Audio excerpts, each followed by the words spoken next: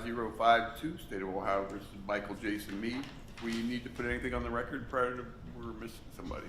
On behalf of the state.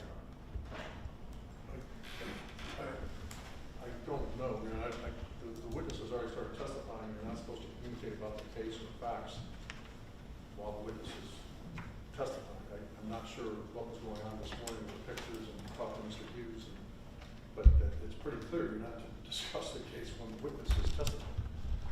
If there's a break, I'm not sure. So Mr. Schroer just went in and showed the pictures. And certainly is not a. I agree that you should not be communicating with a witness about other testimony, but certainly lawyers can talk to witnesses about their testimony. Not during their testimony. not during their testimony, Tim. And for the record, how many questions did you ask, Mr. Schroer and Mr. Merkel? It's not allowed. Let's approach that. There's no reason to approach, Tim. There's no jury here. Let's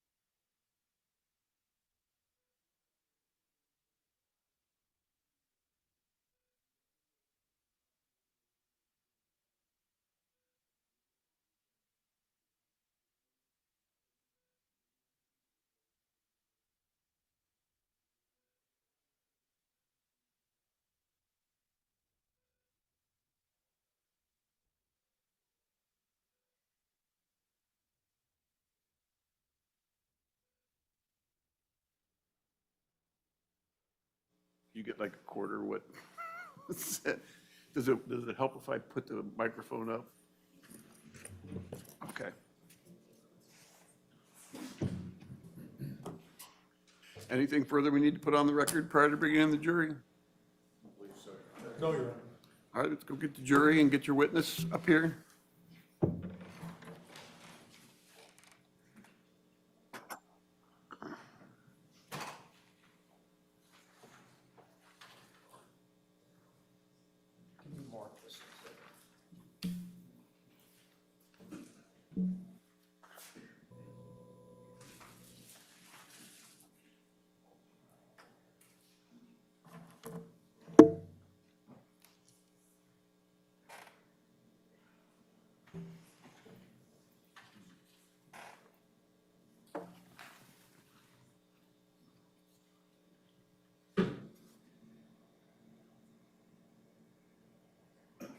Good morning.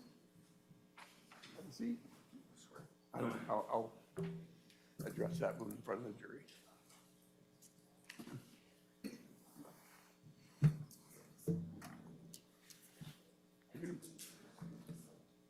Okay. Sorry.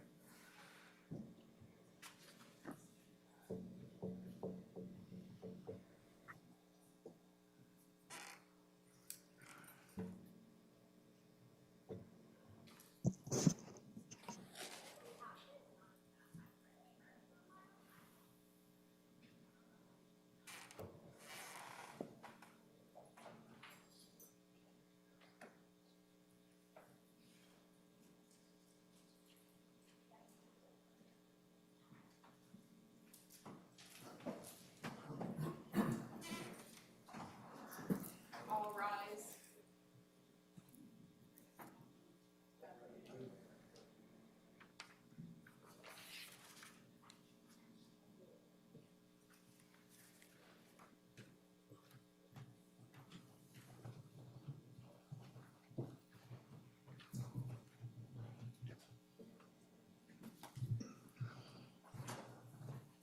Everyone can have a seat. Have a seat. Hope you all had a good evening last night. Detective, you're still under oath, all right? Any further questioning on behalf of the state of Ohio?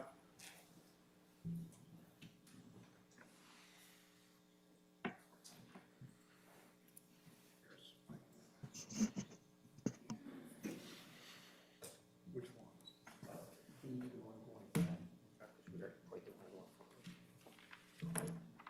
Thank you, Your Honor. Good morning, Detective Hughes. Good morning.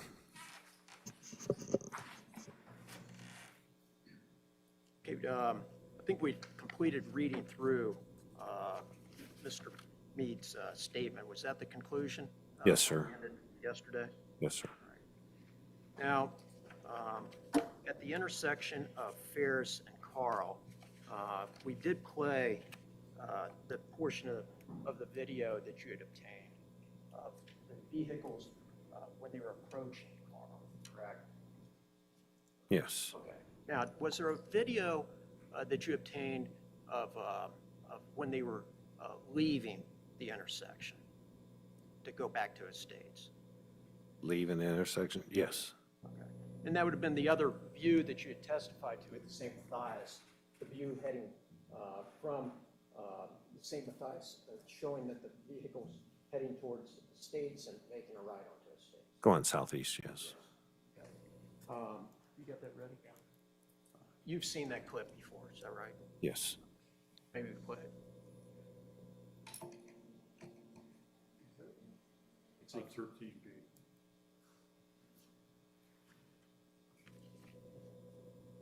Okay.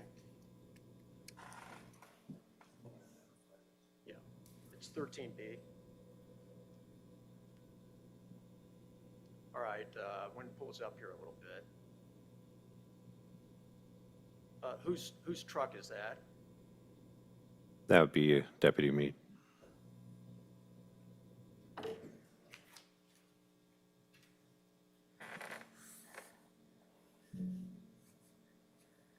And the truck that pulled up behind, right there at Estates, It's Officer Rosser. So Deputy Meade's truck is in the blue circle, is that correct? Yeah, that's correct.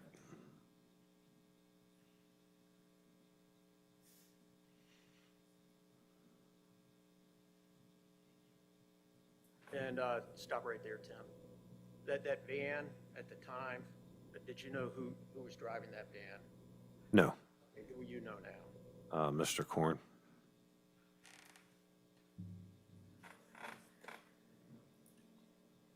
And the truck that's now traveling behind Mr. Korn's van? Officer Rosser.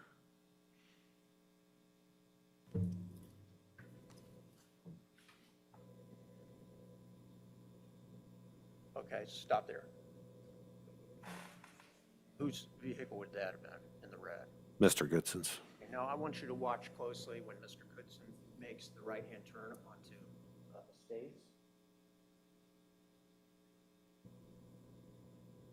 Okay, do you notice anything when he makes his right-hand turn? Yeah, he has his right turn signal on.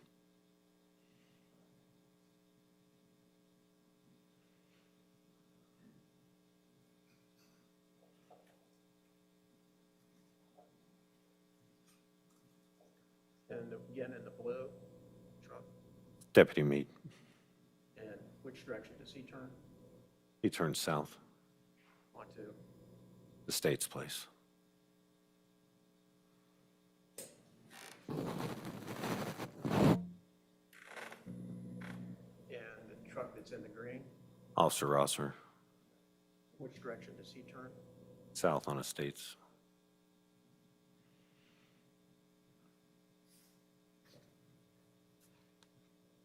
Now, Detective, in your years of law enforcement, have you had the occasion to pursue someone to try to stop them for either a field interview or just to get further information?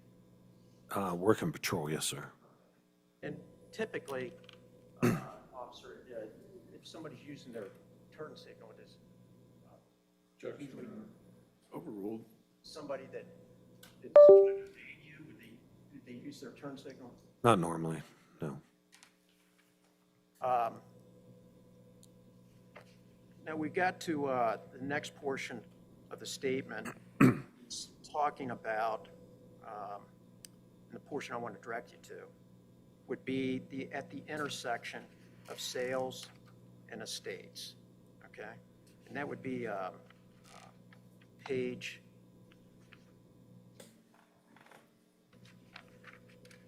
there's a couple of different spots, but page 4.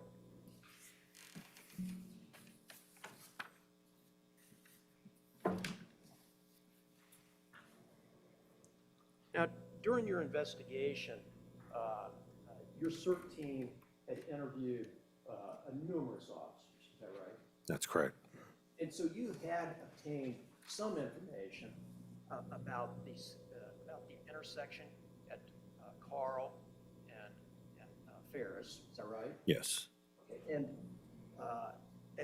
before you received Mr. Meade's statement, what did you know about anything that you thought had occurred at Carl and Ferris? Through statements that Deputy Meade seen someone with a gun, waving a gun.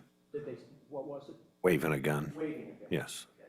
At that point, before the statement, had you obtained any information as to what Mr. Meade says, is that the gun was pointed at him? In a statement, yes. In Mr. Meade's statement? Yes. But before that? Had No. there been any? Okay. Now, there's also he mentions about communication, okay, using radio and everything along those lines. Was that, did you guys try to obtain any type of after hearing all this, try to obtain any of those conversations from off the radios? It's not recorded. It's an encrypted channel. And whose radio channel is that was encrypted? It'd be so fast, U.S. Marshals. U.S. Marshals. And do you know what type of encryption it was? Was it signal? I couldn't tell you what kind of signal it was. But explain to the ladies and gentlemen of the jury, what's encrypted mean? It's scrambled. People's radio scanners can't pick up their conversations. transmissions. Now, that's nothing that Mr. Meade or the other SOFAS members were doing improperly, right? No, no, not at all. Was that just what the U.S. Marshals used for radio communication among officers? Yes, we had the same channel in SWAT. So you say it's encrypted. So there's no way to obtain what was said over that radio transmission? That's correct.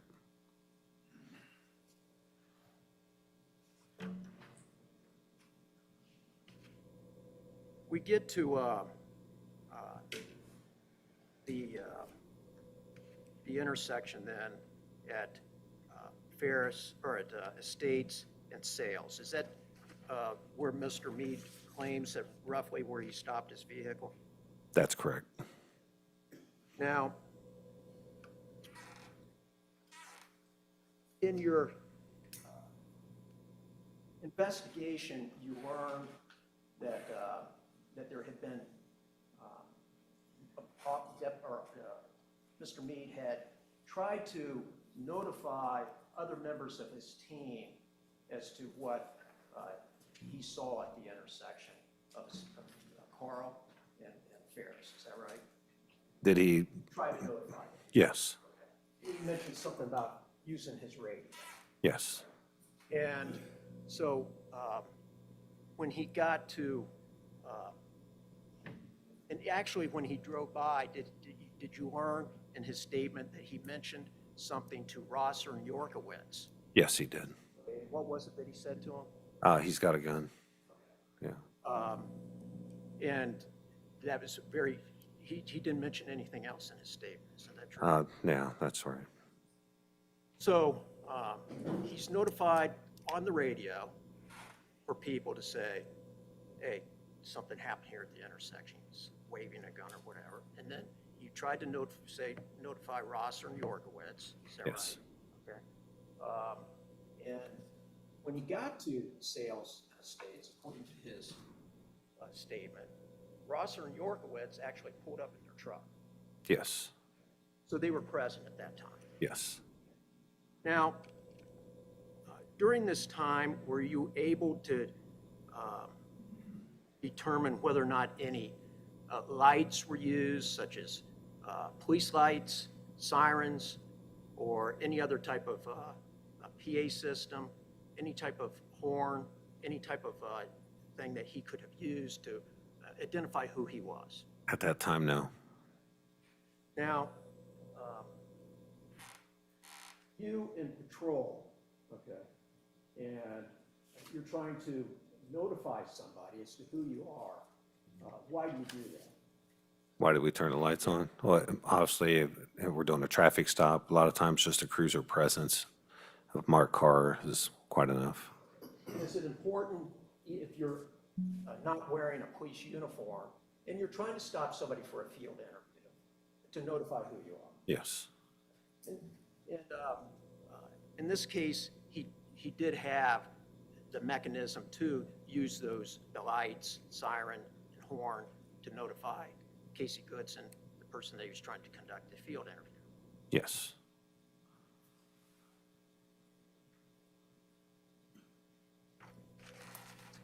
Now, if you were trying to stop somebody in your experience as a law enforcement officer, and you had other law enforcement officers with you, okay, would you just take off and do it on your own, or would you use their help, especially when you're trying to notify them as to what was going on? I would wait for my backup if they were readily available. And why would you wait for your backup? Officer safety. And is to make sure that the whole situation unfolds safely? Yes. Now, there are some circumstances that there's exigent circumstances. What's that? Active shooter, have information of prior, maybe this guy just committed a robbery, did a shooting. You have prior knowledge. And under those circumstances, would you maybe take a different approach as to backup, or would you still use your No, I'd react. I mean, you got to be the police sometimes, and sometimes you got to do it by yourself. Upon reviewing your investigation dealing with this and his statement, at this point in time, did you notice whether or not there was any type of exigent circumstance in this matter? Not at that time, no.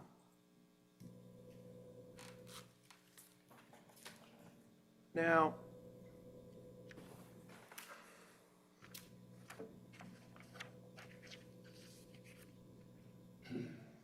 at some point in time when you trying to figure out whether the lights were used or not, and his statement, he doesn't mention anything about that, is that right? That's right.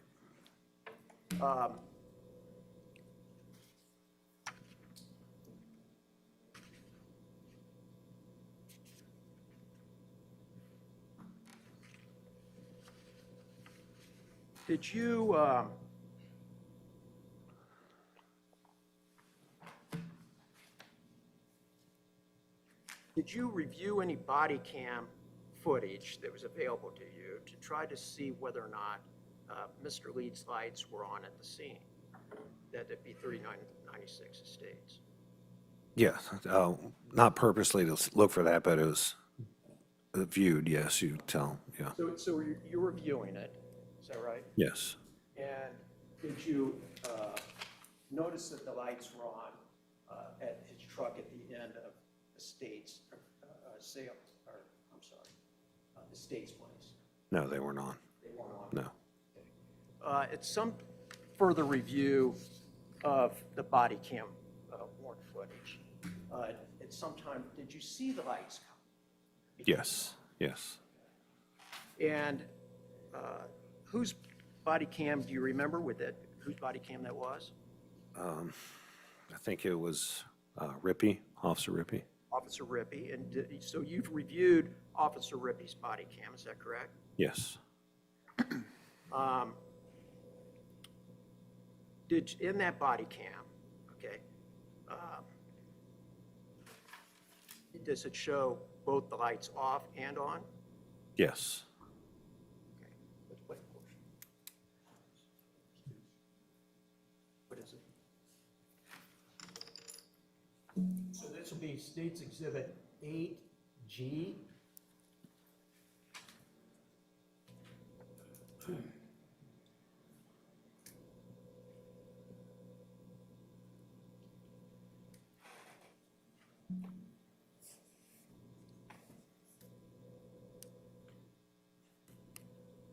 Okay, let's, wait, you can start.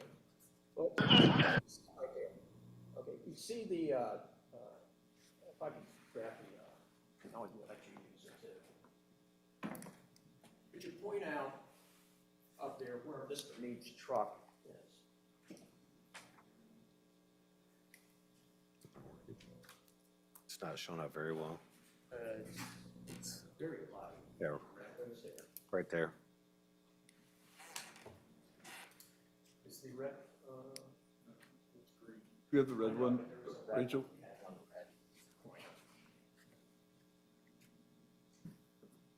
I think red would show up. Oh, Okay. see if that one works better. Yeah, I think that's better. Okay, so, again, identify, Mr. Meade's truck that he was driving? Okay. And can you see the individual that just came out, back up a little bit, Tim?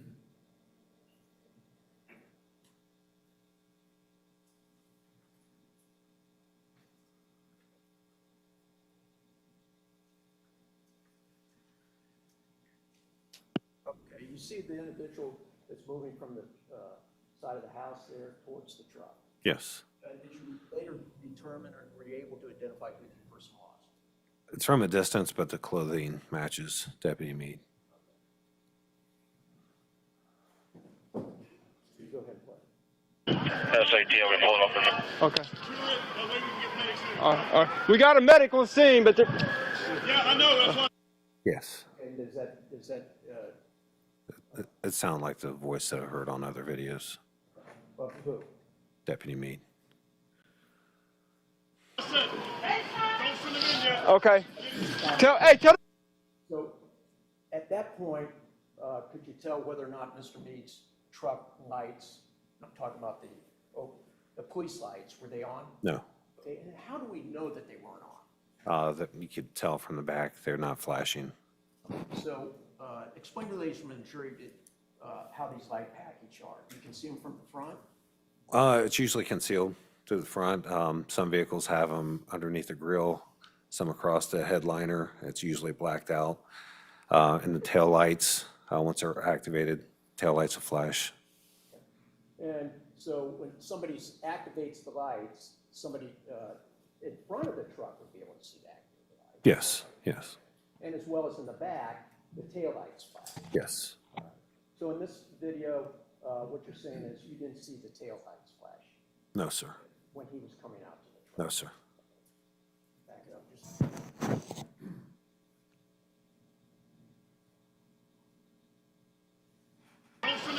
Okay. Tell them to stay. Tell them to stay.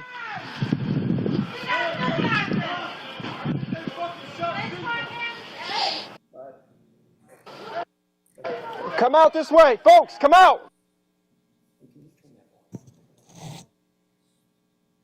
Okay, let's play through again. I'm sorry. Okay, go ahead. Start 10. Lighten it up. Okay. Tell them to stay. Tell them to stay.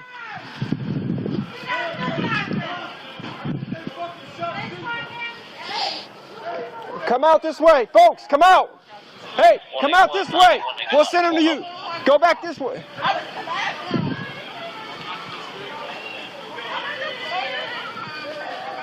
Ma'am, come out. Start going out. Let's go through one more time. There's no question. There was. We asked the question, and then, we just can't play video. SIT, we're pulling up in the...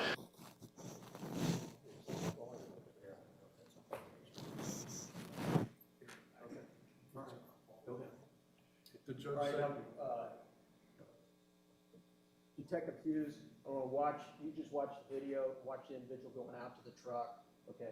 Come back, and I'll have some questions. Okay. objection, we would ask for. Overruled, let's move on. Okay.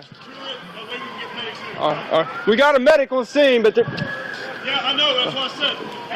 Don't send them in yet. okay. Tell them to stay. Tell them to stay.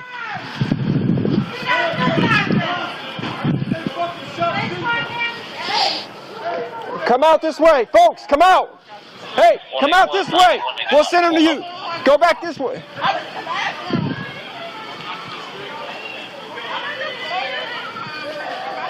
Ma'am, come out. Start going out. Okay, Detective Hughes, was that a video of when other officers were arriving at the scene? Yes. Okay. And actually, medics hadn't arrived either or had been staged? More than likely staged. And did you hear Mr. Meade when he went out and he was going back to just hold off on the medics? Yes.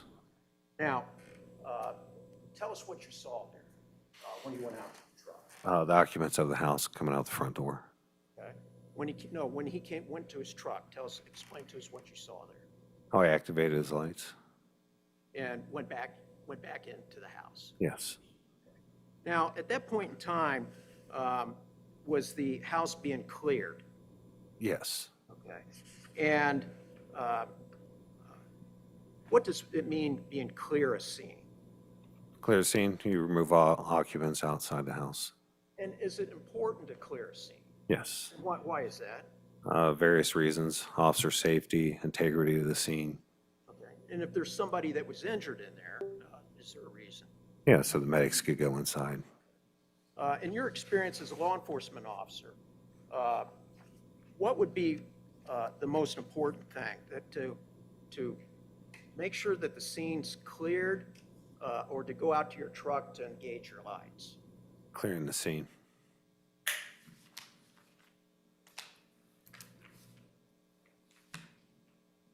And once again, you want to clear the scene so medics can get in. That's correct.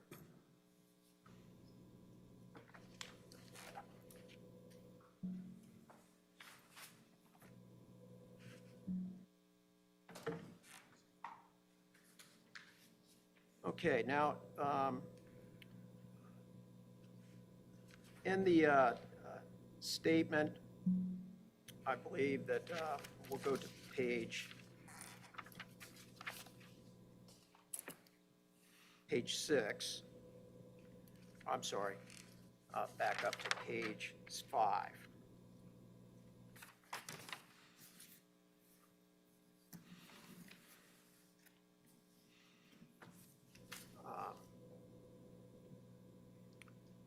At the bottom, it goes from page 5 to page 6, just for your reference. Now, you were aware of the coroner's findings of how many shots were to Casey, is that right? Yes, sir. And where were all the shots? Mid back. None in the front. That's correct. Now, you at this time knew what type of weapon that was used by Mr. Meade, is that correct? Yes, yes. And that weapon can be, tell us about the different modes in that weapon. That's automatic or full auto. So the safe, semi-automatic. Yeah, and full. yeah. And if it's in semi-automatic, I think we've heard testimony, but you tell us, is that where you, You control single round, yeah, single gunfire. and that's pulling the trigger? Yes, yes. And a well-trained officer like yourself, SWAT, in semi-automatic mode, can you rattle off shots fairly quickly? Yes, And yes. can you rattle them off within seconds? Pretty quick, yeah. And are you also trained as SWAT and everything, fully automatic, is that right? Yes. And there's in your training with full automatic, are you trained into how you're to fire if you're in fully automatic? Yes. And and tell me about the firing mode in full automatic, how you're trained. Well, you pull the trigger and it fires. It doesn't stop till you let off the trigger. They were trained about 3-round burst with each trigger pull, yeah. And why would you, when you're in full automatic, that you're trained to just do a 3-round burst? There could be a couple reasons. Obviously, you want to control the amount of ammo you're shooting out, and it's also gun control. And also for your backdrop, Yes, okay, especially if you're shooting towards a house. yes, And does it also allow you to maintain better control of aim? yes, that comes with experience too, yeah. And somebody that's very well experienced knows how to shoot fully automatic in 3-round burst. Yeah,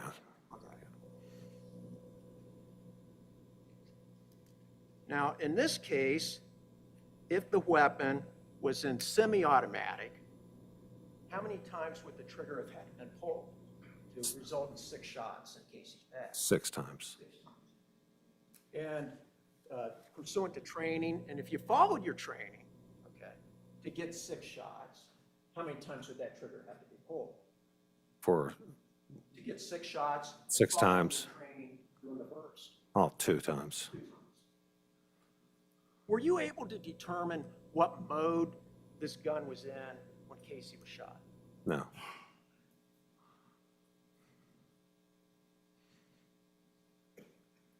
Now, in Mr. Meade's statement, he never indicated as to what mode he was in, whether it's semi or full. no.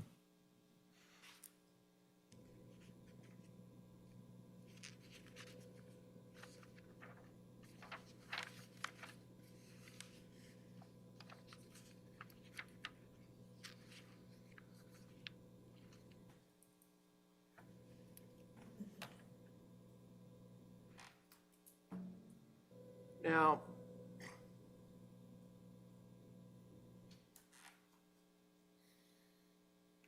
Mr. Meade described to you, and if you would, describe to us, what was his action, or how is it that he claims the movement that Casey made that he felt that he needed the need to use deadly force? He indicates, he drooped his shoulders slightly, and at that moment he believed he was going to surrender. But immediately thereafter, he turned and looked at Deputy Meade's direction, left his right arm back towards him. It says while, right? Yes, while lifting his right arm back towards Deputy Meade, raising and leveling the barrel of the gun in his direction. Okay, it says in my direction. Yes. Right? Yes. Okay, so he's kind of specifically telling what happened there, but he did say in that statement, right, that he was raising and leveling the barrel of the gun, okay, in my direction. Yes.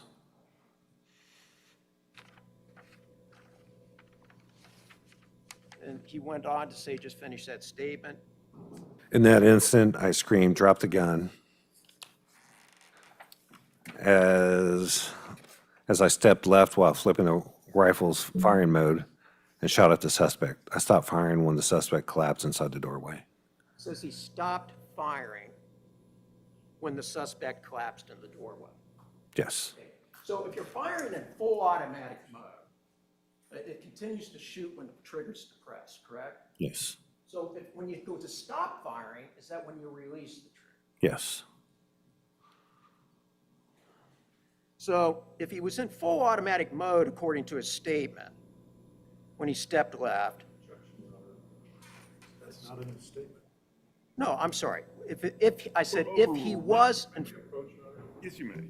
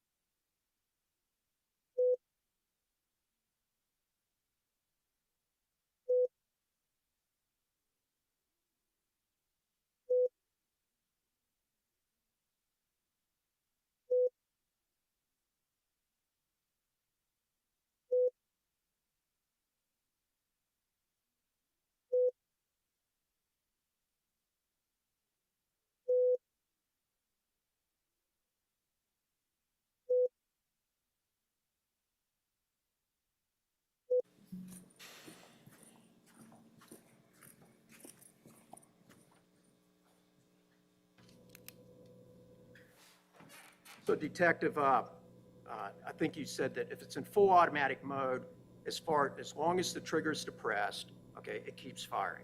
Yes. And it only stops firing is when I release the When you release it or you run out of ammo.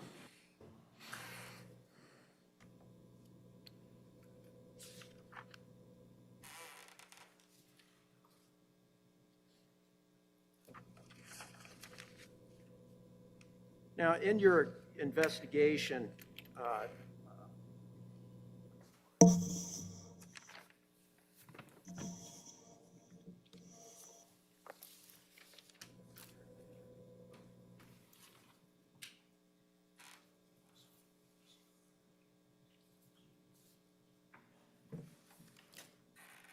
When we approach her.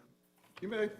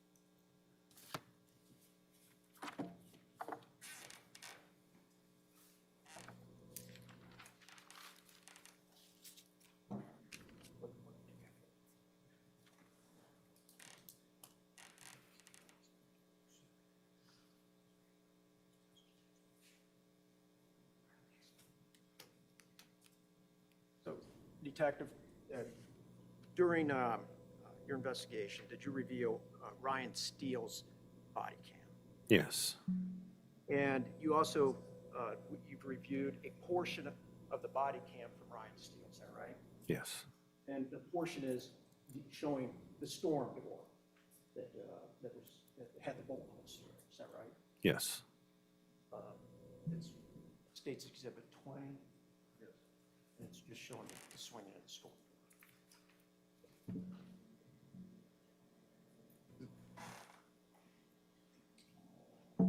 Third question? I was going to play the State's Exhibit 20, the body cam.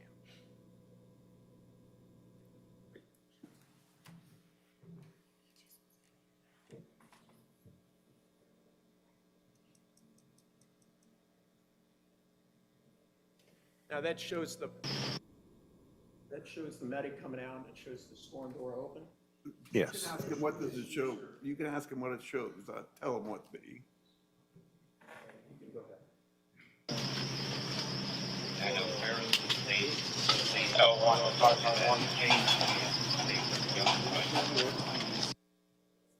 Now, Detective, the video that we've taken off of Ryan Steele's body cam, what does it show? It shows the door, the screen door. It to the- shows how the screen door, how it opens and shuts. Yes.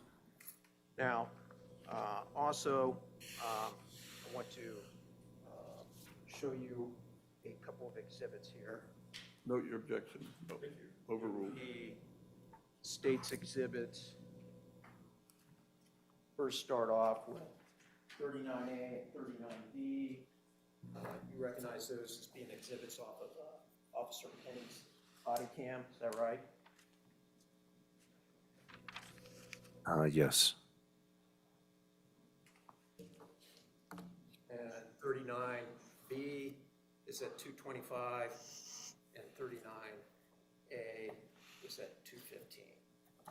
Oh, on the video, Mark. Okay.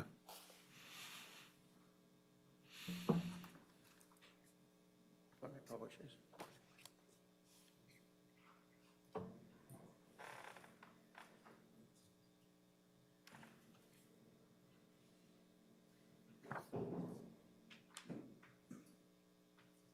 I don't know why I'm getting a glare there. Anyway, it's, see, purpose is that, do you recognize whose vehicle that is? That's Officer Rossers.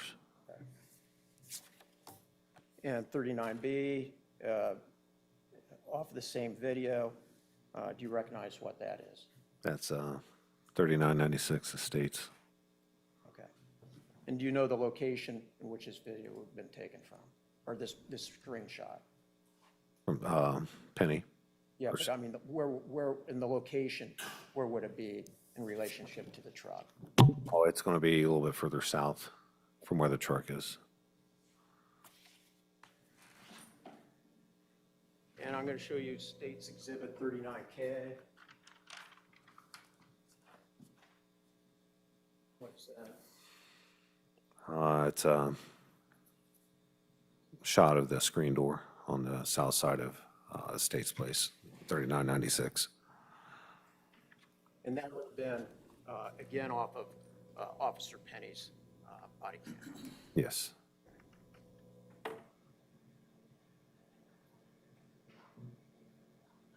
And again, explain, well, what's in that photograph? It's the south door entrance to 3996 Estates Place. Just demonstrating where now that screenshot is the door stuck there, or had the door been moving in the video? If he, Can we approach on you can approach, yes?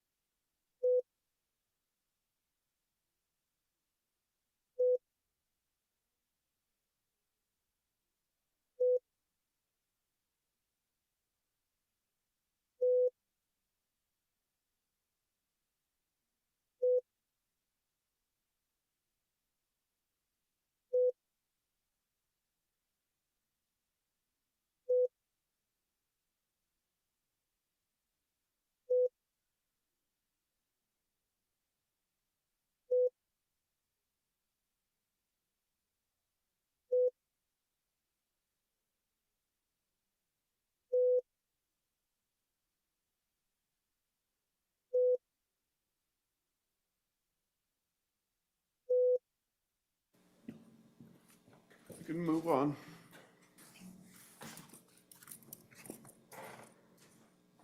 So again, Detective, when we took this still, this was a still from off a video of the door closing.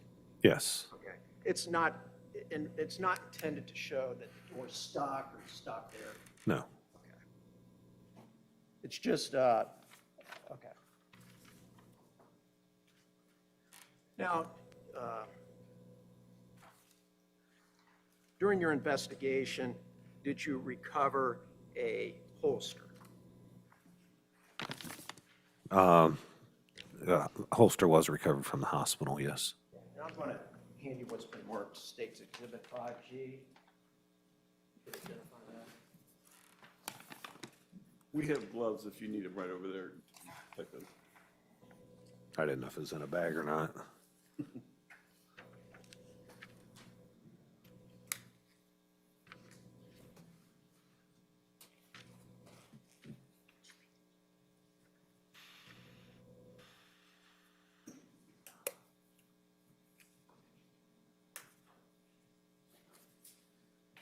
You recognize what that is?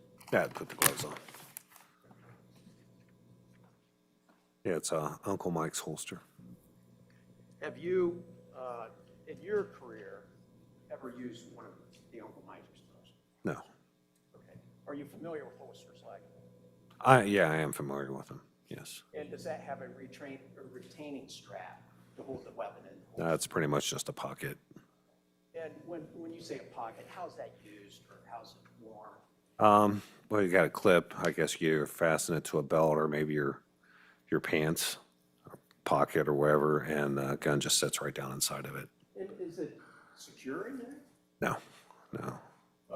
When you say no, why do you say no? Well, I think depending on, how you're seated or you're running, it could easily fall out. Has that ever happened to you in your career? No, I wouldn't carry a holster like this. I mean, have you ever, okay, so you've never used it, No, no, pocket holster, right? no.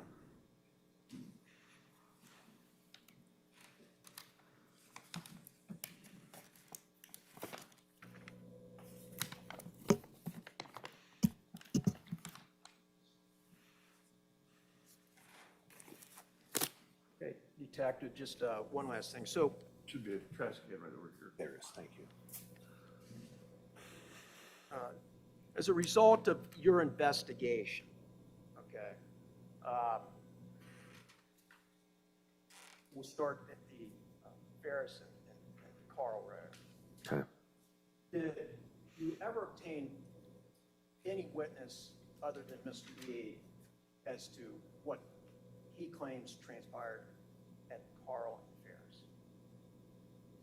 Just Mr. Korn, yeah. Anything that would indicate that there were guns pointed? other No, than- no, other than his statement, no. Did any passing motorist ever make a call that they witnessed, because he was talking about some type of car passing by, make a call? No. A single objection on leading. Now, at the Overruled. 399 estates, when Mr. Meade describes in his statement about the shooting, was there, and have you obtained any witnesses that had witnessed the actual shooting of Casey Goodson? No. So it was just Mr. Meade? Yes. I have nothing further. Thank you, Detective. Any cross-examination? May I proceed, Your Honor? Okay.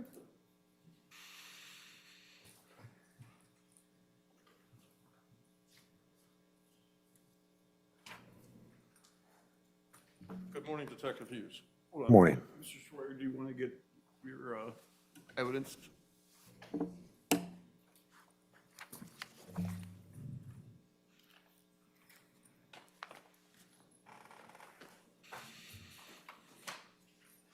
May I proceed, Your Honor? Thank you so much. Detective Hughes, as you know, my name is Mark Collins. We've known each other for 30-some years, correct? Yes, sir. I'm going to ask a series of questions. If you don't understand it, please let me know and I'll rephrase or go slower, correct? Okay.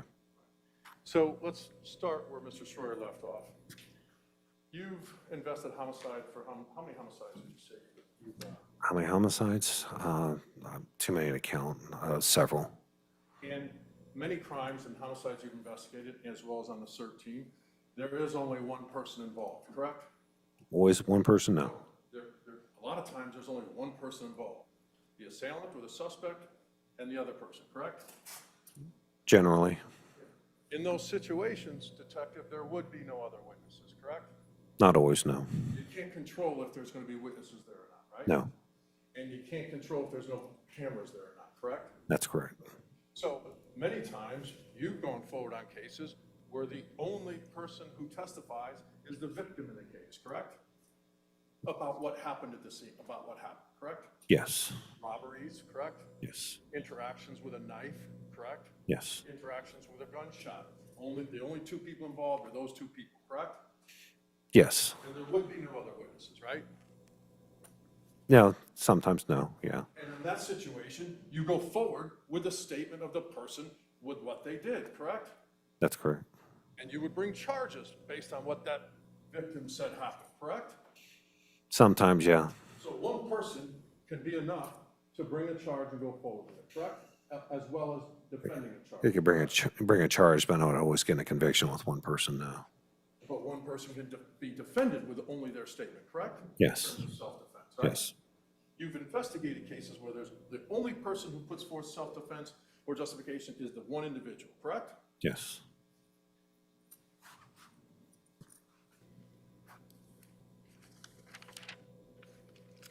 This holster thing, you've never actually used that holster. No. So you would have no idea how it works, correct? That holster, it's pretty simple. Okay. You know Detective Kroom, correct? Yes, You respect Detective Kroom, right? yes, Detective Kroom's a very good law enforcement officer, correct? yes, You believe him and you believe him to be truthful, correct? yes, He's done multiple different positions in the Columbus Police Department, correct? yes, And he's currently an investigator for the prosecutor's office, correct? yes, And if I told you Detective Kroom used that same type of holster, and if I told you he testified under oath to ladies and gentlemen of the jury hundreds of times and it's never fallen out, you wouldn't call him a liar, would you? no, that's his choice if he wants to use that holster. That's correct. And if he told the ladies and gentlemen of the jury that he's used it 100 times and had to chase people undercover and had to apprehend people when running, you would take his word over that versus what you just told Mr. Short, correct? Not necessarily, I still stand by what I said, I wouldn't use that holster. That wasn't my question, sir. You've never used the holster, right? No, And someone who's used the holster 100 of times testified under oath who you respect and you say is truthful, correct? yeah, that's his testimony. And you still want the jury to believe you? That you wouldn't use that holster versus someone who used it hundreds of times and it never fell out? Yeah, You have no experience with it, right? no, He has the experience with it and the expertise with it, correct? yes, He's it's, a very good officer, right? yes, He would never mislead these ladies and gentlemen of the jury, would he? Objection, Your Honor. Overruled, just, no, And we're just going in reverse order, so. The door. Yesterday you testified, which way is the door open, sir? The screen door? right to left. Right to left.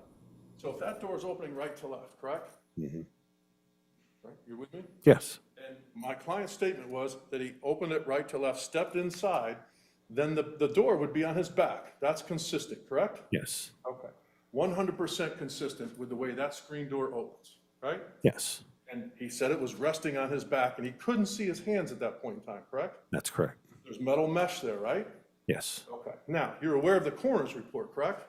yes, And you're aware what my client said in his statement, correct, about the turn? yes, Okay.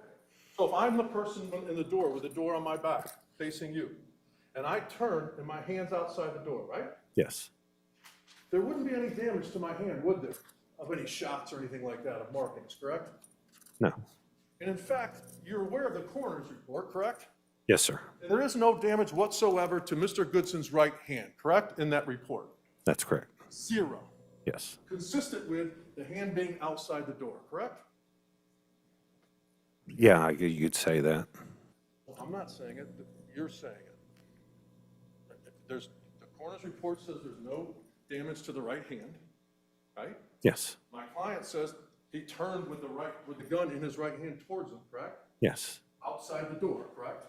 Yes. So therefore, it makes common sense that there's no damage to there because it didn't get hit by the glass or anything, right? Yes.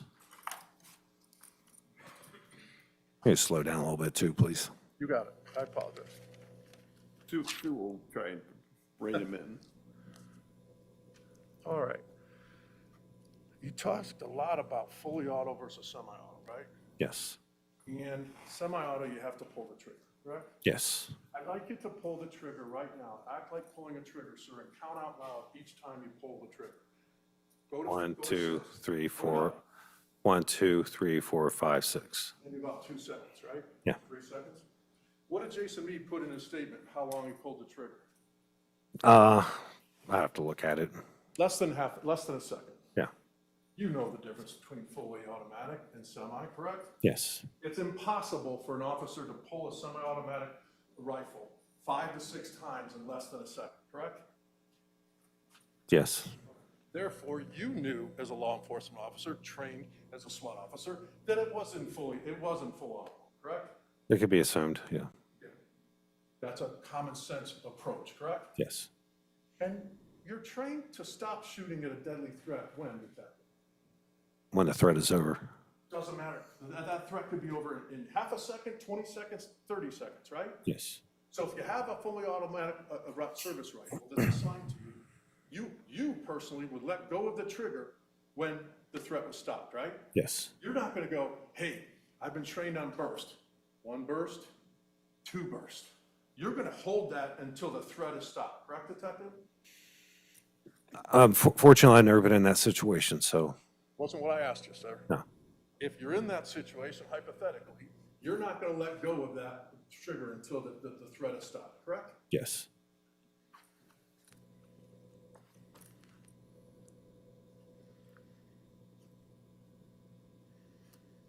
Now, you're aware of Detective Rosser. You have respect for Detective Rosser, correct?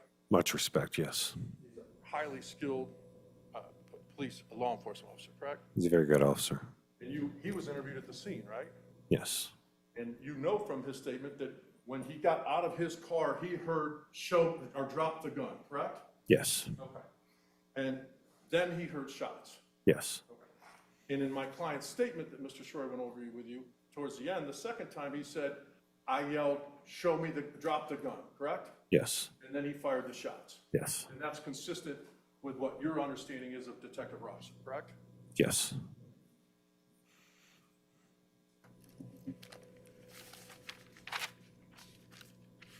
This lights and siren thing, nowhere in my client's statement did he ever say that he put the lights and sirens on, correct? That's correct. Nowhere in Ryan Rosser's interview did he ever say, I put my lights and sirens on. That's correct. Okay. Now, undercover is a little bit different than patrol, correct? Yeah. Yeah. So when you're undercover, my client pulls over and Rosser and Yorkowitz come up. You verified that, correct? Yes. Okay. And at that point in time, based on my client's statement, Mr. Goodson had then just gotten out of the car, correct? Yes. And all 3 of those people say that he eluded them, looked at them, eluded them. One says faster than he's seen, one says it was a walk to an elevated thing, but all variations of eluding, correct? Yes. You would agree with me that someone with a handgun eluding police officers with the proper identification is an exigent circumstance, correct? Unknown area, don't know what's going on, and that person hypothetically had pointed a gun at you. And Is this one question? It's overruled. Let him finish the question. You can finish the question. The person had pointed a gun at you, hypothetically, okay? Now you see the person outside of the car with a gun in his hand. The person's eluding you. The person's fleeing. 2 other people corroborate that, right? Yes. Yorkowitz and Rosser, right? Yes. You would agree with me that that's exigent circumstance, correct? Overruled. He can answer if he knows. Yes. And I think you said it best on direct. That's when you have to be a police officer and you do it by yourself, right? Yes. Now, let's go with the lights afterwards. You heard on that video that the medics, they're trying to determine whether to get the medics in there, to send down the medics, right? Yes, And a scene isn't just cleared, it has to be safe before the medics are allowed in. absolutely. Okay. And so when there's chaotic scene, you agree with me, right? Yes, You've been to multiple of those in your career, correct? yes, I have. This one, you were late, so you weren't there for any of this. No, So in multiple things going on, a lot of times you want to make sure if you're in an undercover car, that if the medics are coming down, put your lights on so that they know where to go or where to be, correct? So other law enforcement officers know, hey, this is. Objection. He didn't let him answer any. Maybe we approach. Maybe we approach. Yes, you may, I guess.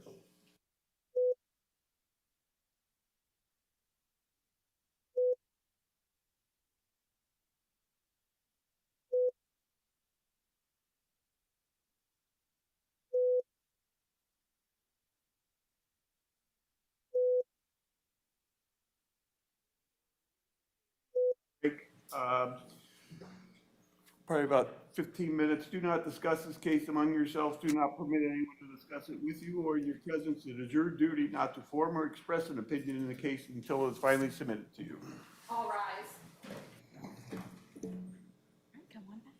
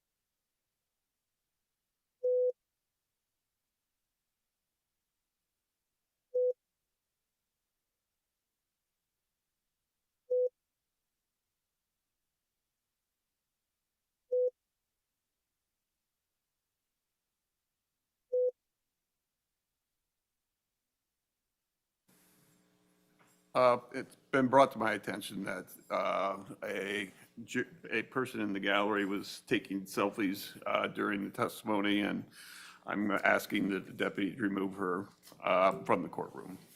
And for the record, Your Honor, she does it every trial. That's what we inform the Well, prosecution.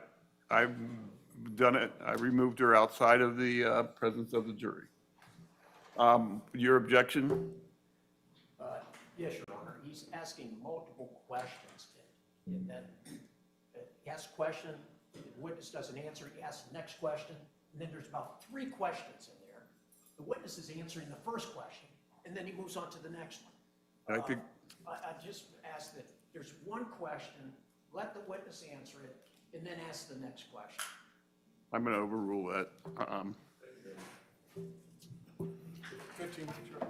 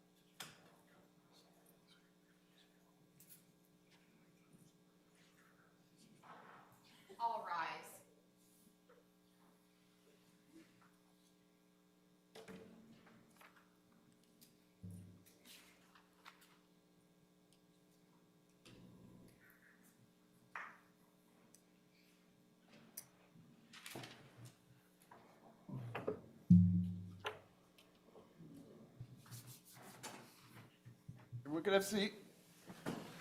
And then Detective Hughes, you're still under oath. Any further cross-examination on behalf of the defense? May I continue to inquire? Okay. Thank you, Your Honor. Detective, I think where we left off was the part about the body-worn camera showing the house being cleared, right? Okay. And the house has to be safe, correct? Yes, Before the medics come down. that's correct. And when a group of people are clearing a house, they each have different assignments, correct? Generally, yes. It's pretty clear in that video that Jason was tasked or doing, determining when to bring down the medics, correct? Objection. I don't think, maybe. If he, overruled if he knows. I don't know what his intentions were. You heard him say, hold the medics off, right? Yeah, he said that, hold the medics. And he was outside when he said that, correct? Yes, And then he went back inside, right? yes. Subsequently, the medics came down, right? When they were called for, yes. And do you know if he was the person who called them? Yes, So you do know his intention was to call the medics down once the house was safe and clear for them to come. okay, Overruled if he knows. okay, yes. And Detective Hughes, not to be flippant, but think about it. We talk about being on patrol with Mr. Schroyer. When's the last time you were on patrol, sir? 2004, 2004. yes, So 22 years ago, 16 years before December 2020. yes, And in patrol, there's times when you activate your lights and sirens to try to work with traffic stop, right? yes, To try to get someone's attention, correct? yes, There's also lots of times when you're on patrol when you don't have time to do that, correct? that's correct. And police officers get shot sometimes when the lights or sirens are on or the lights and sirens are off, correct? Action. Overruled. Yes,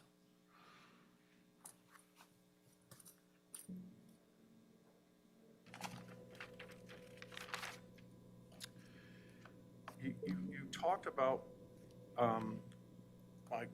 Mr. Shorey asked you if Jason Meade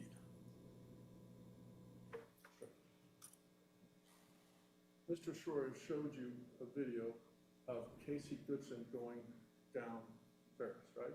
yes, Then Jason Meade going down Ferris, right? yes, In my client's statement, he never said he was, that vehicle was fleeing down Ferris, right? that's correct. The only time he said that he was fleeing was when he was out on foot eluding him, correct? That's correct. Overruled. May we approach? No. Now, Mr. Schroyer talked about these encryptions and stuff, and this, the Marshall's phone system. What's your understanding of that communication system? That it's encoded in their walkies that they could communicate with each other. And at no time did you have any information that showed that my client was running with his walkie, correct? No, And even though it's encrypted, based on your investigation of Yorkowitz and Barnhart, everything that my client said in his statement about communicating to his team was corroborated, correct? yes, So it has nothing to do with encryption or anything like that. The whole team showed back up. yes, Overruled. Okay. Now, you were involved with this case since day one, correct? that's correct. Testified at a prior hearing, correct? Yes, You're here today in what Mr. Schroyer called the lead detective, correct? that's correct. And you were also involved with the interview with Mr. Korn a couple of years ago, correct? Yes, And you would, when there's something that concerns you in your normal course of duties, you document it in your case file, correct? yes, And nowhere in your case file, in this case, have you documented any of the topics that Mr. Schroyer brought out to you, correct? topics is concerning. Oh, the statement at the front porch. Nowhere in your reports or your case file do you have any summaries or anything like that, that was a concern to you when you made the case file, correct? No, it's not documented, no. Normally, a thorough detective documents when they have issues based on receiving a statement from a defendant or a law enforcement officer, correct? Sure. They document it and it's there. The first time you made anybody aware of those concerns was yesterday, correct? In a court proceeding, Overruled. Did you document in your case file, sir? his statement is documented, yes, but Did you document the concerns, sir, that you had after reading his statement in your case file? no. Normally you do that, right, detective? In this case, I didn't know, but yeah, you could say that, yes. And the reason you do it is because sometimes it takes a year, 2 years, 3 years, 4 years, or here 5 years to talk to, till you have to testify, right? Yes, And you want to be able to go back on your documentation and your notes so that you are consistent and so that you have a good memory, correct? yes, And the first time that you told anybody other than these two people about those concerns was in trial, correct? Overruled. yes,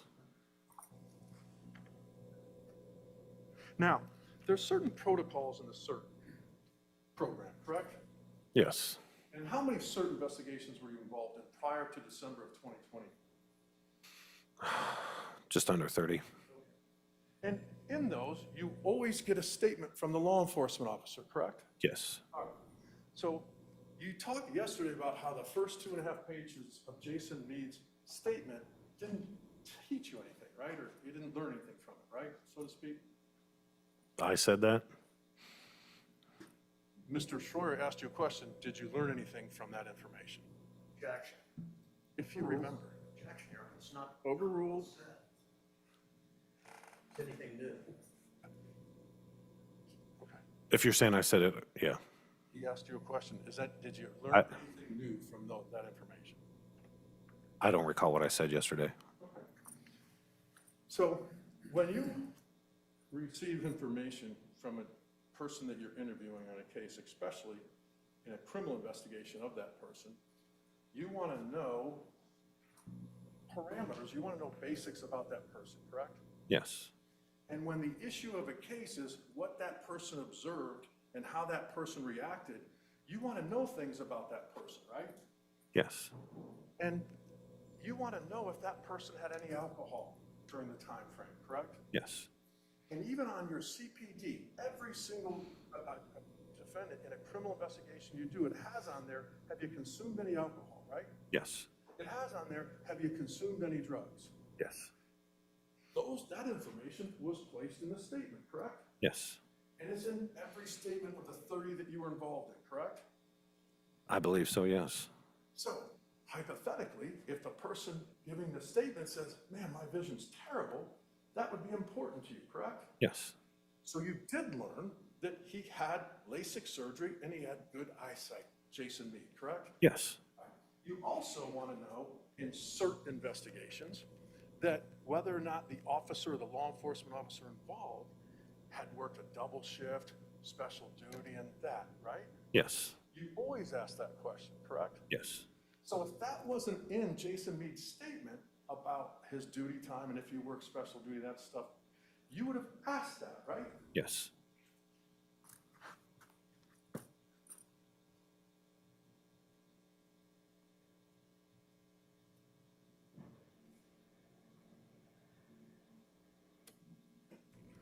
So in fact, you did learn a lot about Jason Meade from those first few pages, right?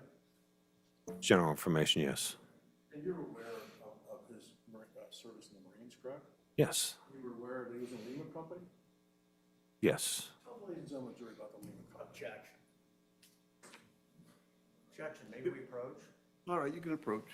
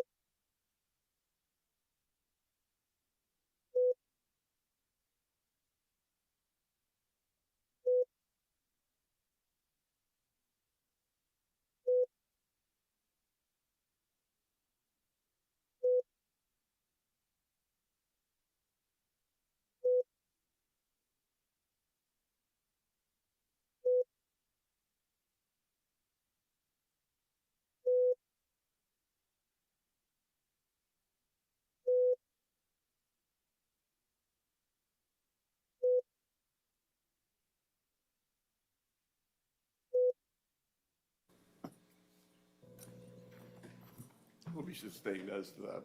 May I continue, Your Honor? You were able to corroborate his service in the Marines, right? No, I never collaborated, no. That, Yes, yes,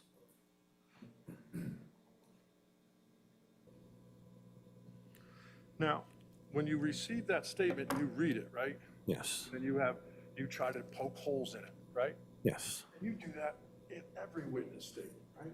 I do, Doesn't matter if it's the person, a police officer or a witness, right? I do, yes, That's your job. yes.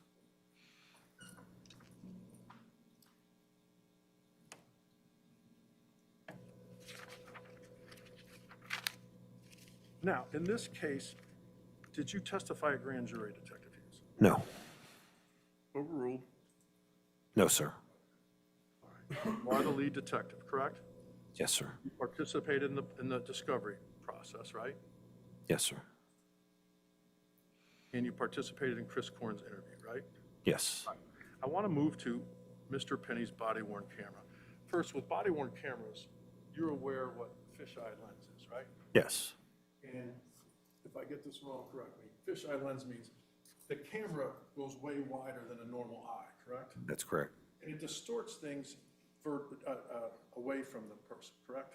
Further away it gets, yes. Further away, the less you can see from a body-worn camera because the fisheye lens distorts that, right? Yes, And if a body-worn camera's in the center where my tie is, an officer's head might be turned right or left, and the body-worn camera doesn't pick what's on it, correct? that's correct. So it's a distortion. The further you go away from the body-worn camera, the worse the picture we'll see or the video is. Yes, Now, let's put this Penny thing into perspective, okay? And that's what I want you to focus on.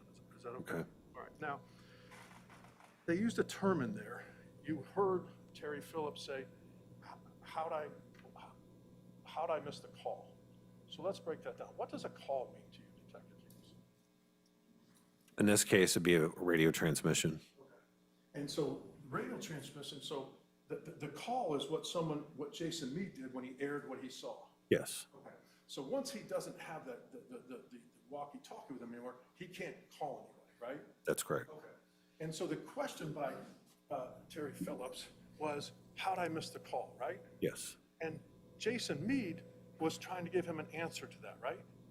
same, yes, And you heard on there that, in fact, I was on the Marshall channel. You heard on the, yes, okay. So in that situation, he was attempting to answer the question, correct? Overruled.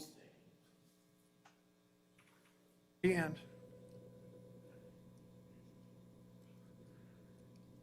that's just you watching it, right? yes, And if you want full perspective, Terry Phillips should be asked what he asked, right? Objection. Overruled. yes, Did you go interview Terry Phillips after you reviewed that body-worn camera? no, sir, You have the ability to, right? yes, You chose not to, right? yes, But when you saw that on the body-worn camera, that concerned you, but you did nothing about it, right? I didn't interview Phillips, no, So the answer to my question was you did nothing about it, no, correct? Best person to ask probably would be him. Are you aware that Terry Phillips was interviewed later? yes, And you're aware on certainty, right? yes. The golden rule, what do you not ask the law enforcement officer involved in the use of force? Well, don't ask him? What do you never ask a law enforcement officer at the scene? What's the general rule? What happened? Correct. Right? Yes, And so the question wasn't put forth to Jason Meade, why did you shoot, right? yes, The question wasn't put forth, did you see a gun when you shot, right? yes, The question put forth was, how'd I miss the call? yes, Okay. And in fact, in that interview that Terry Phillips did, you know that he was asked that, he said, I would never ask that question, right? yes, Overruled. Your answer, sir. yes,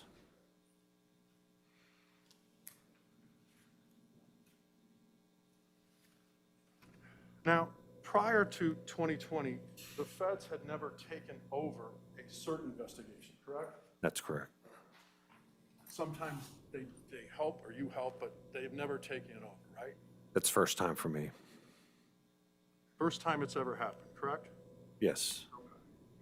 Now, back to the protocols. All right. You reviewed Jason Meade's written statement multiple times, right? Yes. Mr. Schroer asked if you had concerns yesterday. You said yes, right? Yes. You didn't document them, correct? No. You didn't convey them to anybody else, correct? Did I convey it to anybody else? I did my supervisor, yes. Not through documentation, right? No. So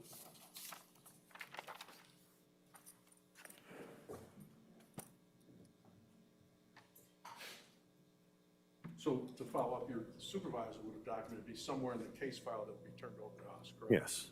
I tell you it's not in there, you wouldn't have any reason to disagree with me, right? No. What's your exhibit? I just identified it. Oh, I'm sorry. Yeah, I don't want to pull out here, so just do it.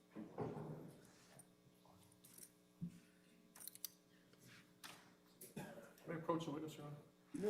I'm handing you a mark for identification purposes as defendant's exhibit S. Mr. Schroer handed you yesterday states 27A. Could you take a look at this, sir?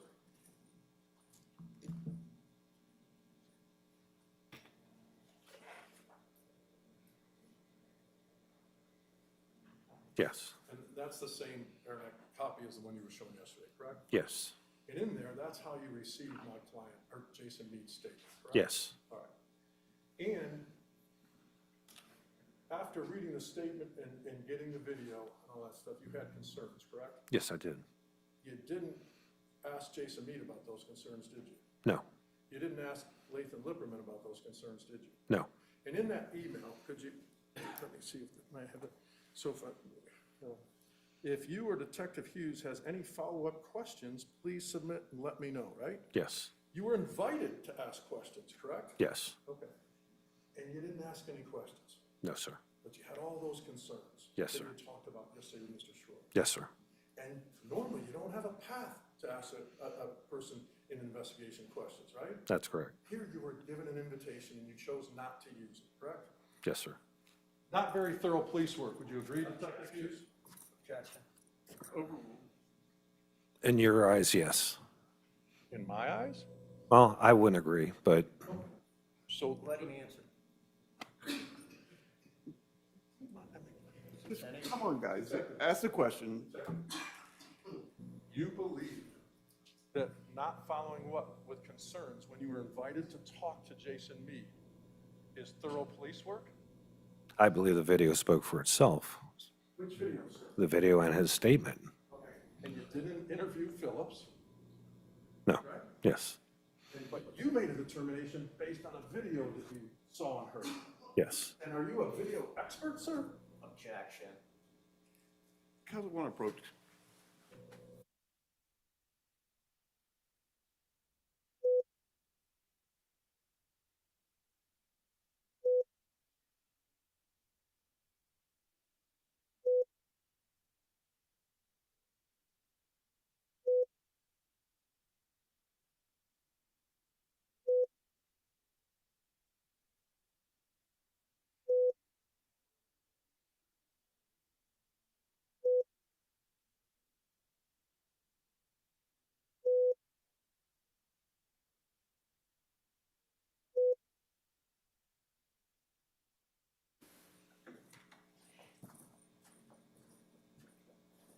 You may continue. Thank you, Your Honor.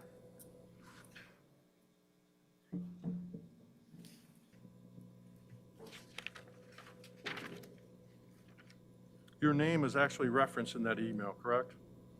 Yes. All right, let's go, next topic. You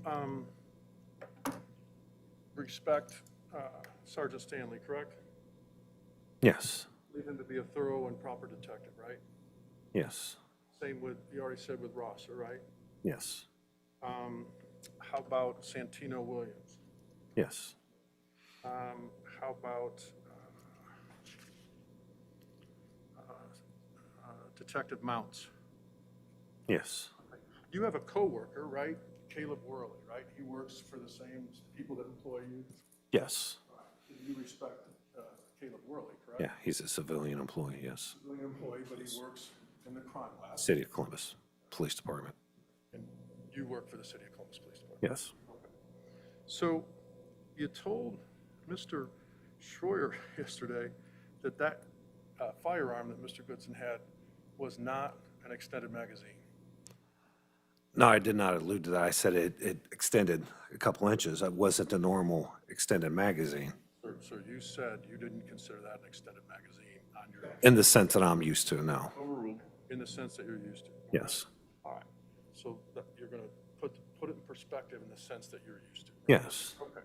So you realize that Caleb Worley testified yesterday as an expert. You saw him here, right? Did you see him in your paths switch? No, I didn't. He No. testified for the government as an expert in guns and told the ladies and gentlemen that beyond a reasonable degree of scientific certainty that that was an extended magazine. Okay. So did Detective Stanley, right? Yes. So did Santino Williams, right? Yes. Detective Rosser. Okay. You realize the FBI in all their reports list it as an extended. I'm just saying as to that, as to the FBI. You have access to the FBI. I have to ask the question. Overruled, you can answer. You are aware, you have access to some of the FBI reports that are in the time that you were involved in this investigation, correct? Yes. And you were aware that each of their classifications was an extended magazine, correct? Overruled. Correct? Yes. Okay. So you were on an island by yourself, right, Detective Hughes? Yes. The way you don't consider it that way, but everybody else that the government put forth in their case said it's different. Yes. Are you wrong or are they wrong? I have my opinion on extended clips. Exactly. And you're not an expert, right? No. So you shouldn't be giving your opinion on extended clips, should you? Sustained as to that. Ask another question. You talked about the ammunition. You trained with SWAT, right? Yes. You carry a certain service revolver or service handgun based on your position, correct? Yes. That's assigned by the administration, right? It's my personal. Absolutely, but it has to be approved by the administration. Yes, it's approved. If you're undercover, it might be a different type, right? Yes. If you're on SWAT, it's a different type, right? Yes. You have to be qualified and certified in that, right? Yes. So the chain of command and the higher-ups make that determination, correct? Yes. They also determine the ammunition, correct? Yes. An individual on the SWAT team, as Jason Meade, can't pick and choose the ammunition that he wants, correct? I'm not aware what their SWAT team, but we have two different ammunitions when I was on SWAT, yes. The two you're allowed to, right? Yes. Did you follow up with the U.S. Marshals Task Force to see what ammunition they provided? No. Did you follow up with the Franklin County SWAT team to see what ammunition they provided? No. Okay. But you testified yesterday about the type of ammunition. Yes. And you realize, though, it's not Jason's choice, correct? Yes. Now, let's go into the video. If you could bring up the video of, I'm sorry, Carl in the States. And if you could use the one that Mr. Shorter, Mr. Merkel used yesterday. With the circles? Yes, please. You got it. Whenever you're ready, Miss Cook. Could you get that red pointer? Yep. All right. Did you have a hand in making that with the blue circle and stuff? No, sir. Is it okay if I inquire from over here, Your Honor? Sure. So I can see, thank you. So, what time are you at there, Ms. Stevens?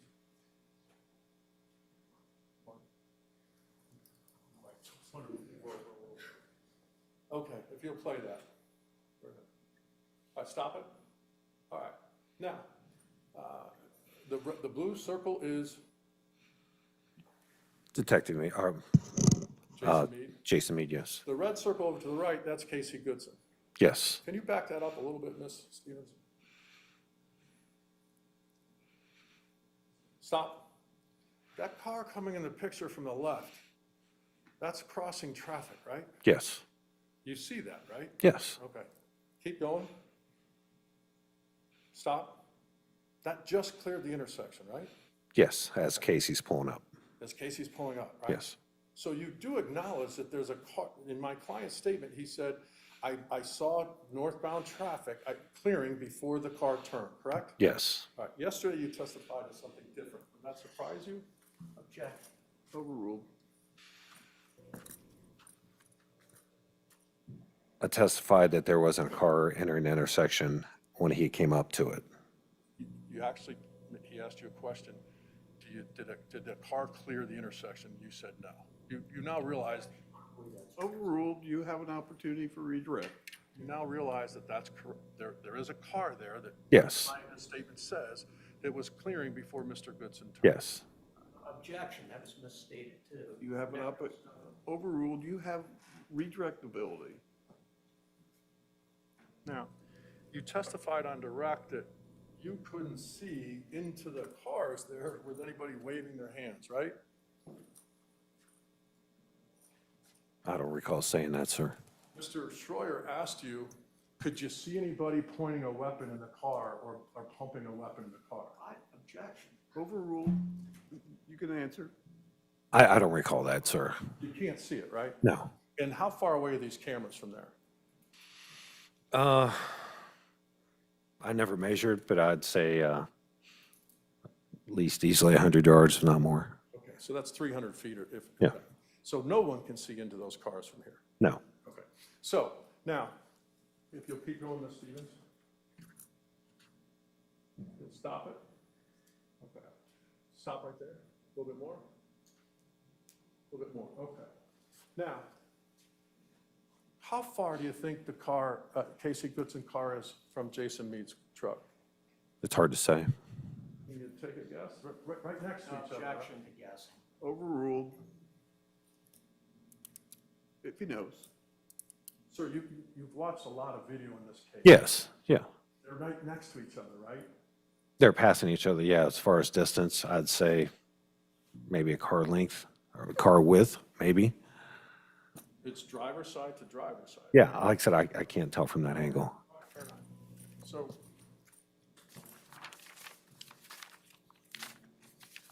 So, in that situation, let's do a car light, okay? So you were Casey Goodson's car, right? To the right. So car width, so maybe right here? Yeah. It's driver to driver, right? Yes. And Jason Meade's is up higher, right? Yes. From that vantage point, someone would have a much better view, correct? Yes. Okay. And if someone was pointing, if you were in that truck and if someone was pointing a gun at you, you'd be able to see that, right? Yes. Okay. And if someone was pointing a gun at you like that, you'd be able to see that, correct? Yes. Overruled. So from that vantage point, pretty good, right? Appears to be, but yeah. Now, if you back it up, Ms. Stevens.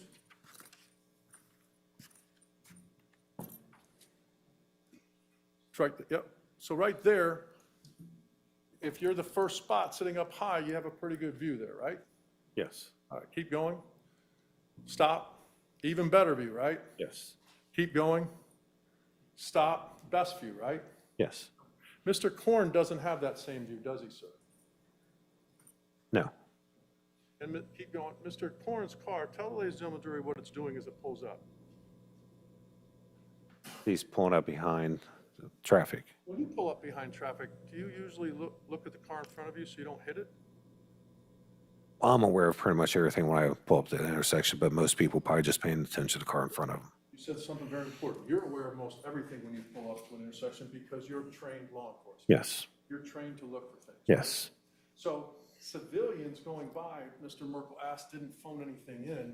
They're not trained to look at that, right? No. Okay. So you would have seen that had you been sitting hypothetically where he was, right? Yes.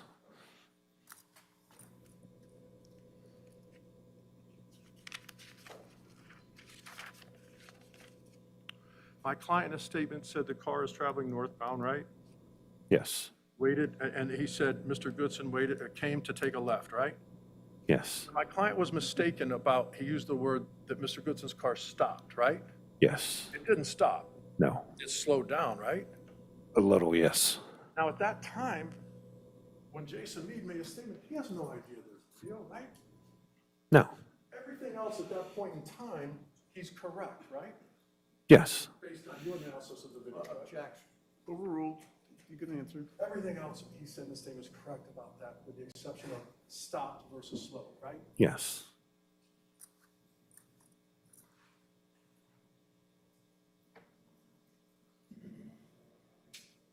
And I think you're aware that Ryan Rosser in his interview says Jason stopped. Overruled, based on his investigation. Based on your investigation, you're aware that Ryan Rosser corroborated that Jason stopped to tell him what he had seen, right? Yes. They also said, I believe he didn't fully understand what was going on. Absolutely, he testified to that. Ms. Stevens, if you could roll it till there.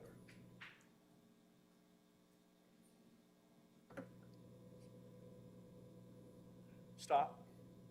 Stop. Now, based on your review of that video, it's clear that Mr. Jason Meade is doing a U-turn, right? Yes. Probably not for the hell of it, right? No. Probably in response to what he saw, right? Yes. Overruled. Correct? Yes. Keep going, Ms. Stevens. Stop it. You see the slowing, right? Yes. Keep going.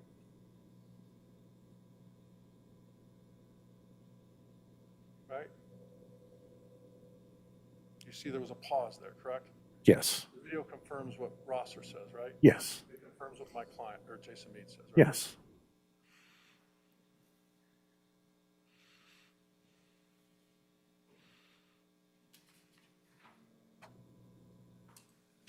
Now, you have to do affidavits, correct? Sometimes? Yes. And you do search warrants, right? Yes. And when you do that, you go to a judge and you swear that, hey, these are true to the best of my ability, right? Yes. Okay. And in this case, you did the search warrants, right? Yes. So when you swear to something, Detective Hughes, you indicate that you believe it to be true, right? Yes.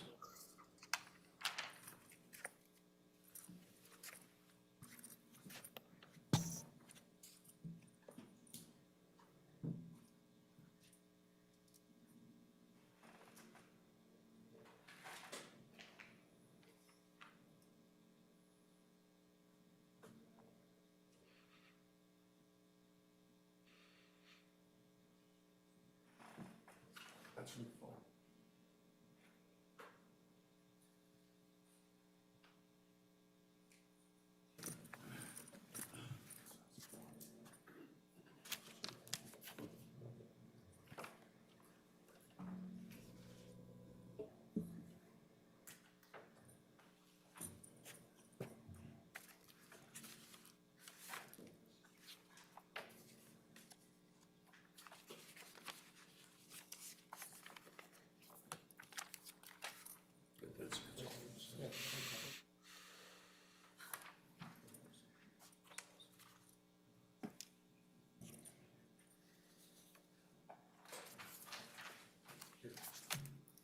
Can I approach a witness, Your Honor?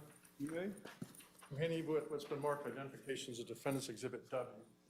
Take a look. This is one page of the search warrant that you did on December, I think, was it the 10th? Yes. And that's your signature, correct? Digital, yes. And before you swore that to a judge, and if you'll read the green portion, sir. He observed an You have an opportunity to do a redirect, Mr. Schroyer. He observed an individual waving a firearm around while driving a vehicle. And the start of the next paragraph. The whole paragraph or No, just yeah, armed individual? armed individual, right? Yep. So you stood before a judge and you said, I believe that those are true, correct? Yes.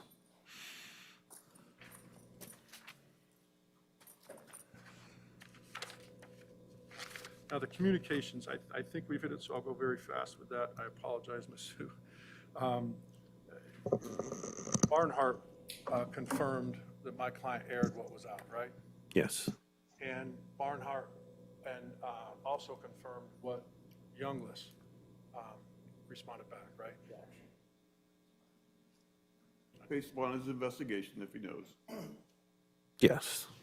And based on that, now, you didn't interview Younglis, did you? No. And he was at the scene, right?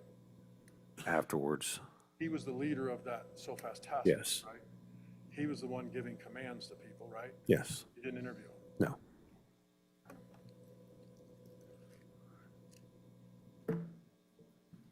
On the holster, there was no blood on that holster, right? No.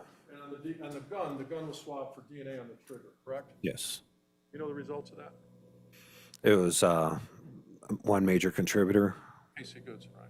I don't think it was ever directly compared to it. I don't recall, but it was done. That was all done by the FBI through the state BCI. Okay, all right, so you're unaware of this. Yeah. But there was DNA on the trigger. Yes.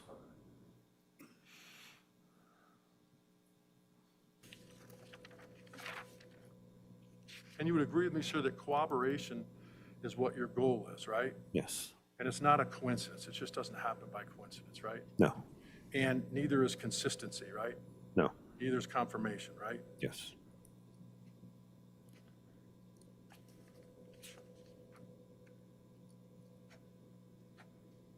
You verified that, in fact, Jason Meade said in his statement he saw the gun in the right hand, right?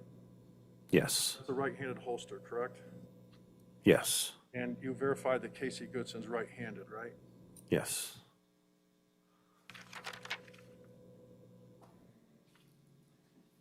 The plastic bag at the scene wasn't recovered, right? Are you talking about the sandwiches? Not the sandwiches. The sandwiches were wrapped up inside a plastic bag. Yes. Right? The Yes. plastic bag could have been recovered, right? Yes. No pictures were taken of it, correct? No. The AirPods weren't recovered, right? No. Not very good police work, right? Sustained as to that. Those were mistakes that were made, right? Overruled as to that. Yes.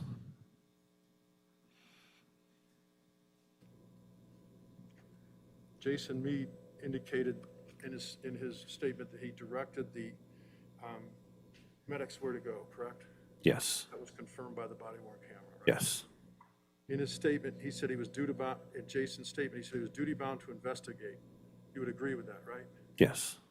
And that was confirmed by everyone who testified. Yes. Overruled. In his statement, he said he stopped just outside the gate, right? Yes. Okay. And that was confirmed for the physical evidence, right? Yes. The shell casings being outside the gate, right? Yes. You can't be inside the gate, the shell casings won't end up out there, right? No. So the physical evidence that has no body, anything like that, confirms he was outside the gate. Yes.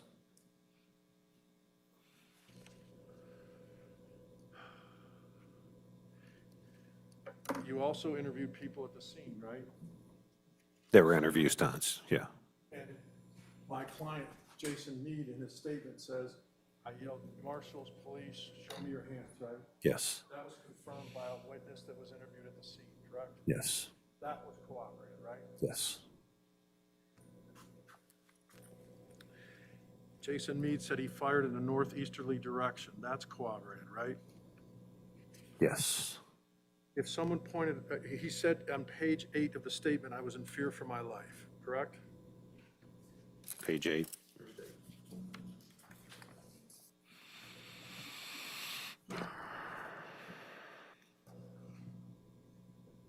Second paragraph. Yes. I was in fear for my life at the time I fired my weapon. Yes. If someone pointed a weapon at you, you'd be in fear of your life, correct? Absolutely. It's a real emotion, correct? Yes. And if someone pointed a firearm at you, you would respond as you're trained, correct? Yes. Fire the weapon at center mass. Yes. Page 10, I believe he intended to shoot me and I would be killed. Again, if you were in that situation, you would feel the same way, correct? In that scenario, yes. Would a gun be being pointed back towards you, you would have that same emotion, correct? Yes.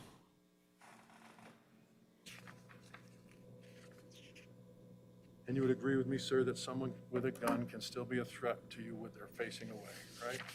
Yes. You would agree with me, Detective, that I counted the words in my client's statement, Jason Meade. There's 1,993 words in there. You have no reason to dispute that, correct? No. And in that 1,993 words, he missed one word, stopped versus slowed, correct? Stop. Yes, yes, One word out of 1,993 he was mistaken by. yes. I have no further questions. Thank you. Let me redirect.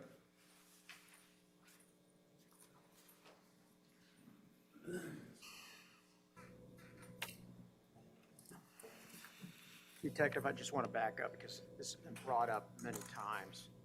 Somebody that's facing away from you that has a gun, you said they're a threat.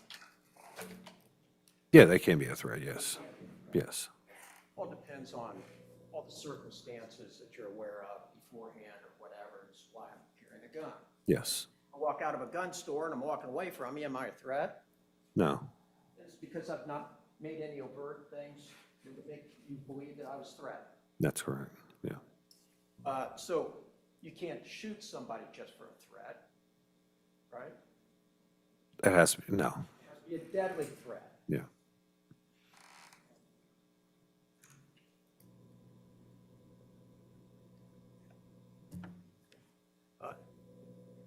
Not only deadly threat, but an imminent deadly threat, that your life or somebody else's life is, that your life or somebody else's life is in peril or serious physical harm, correct? Correct.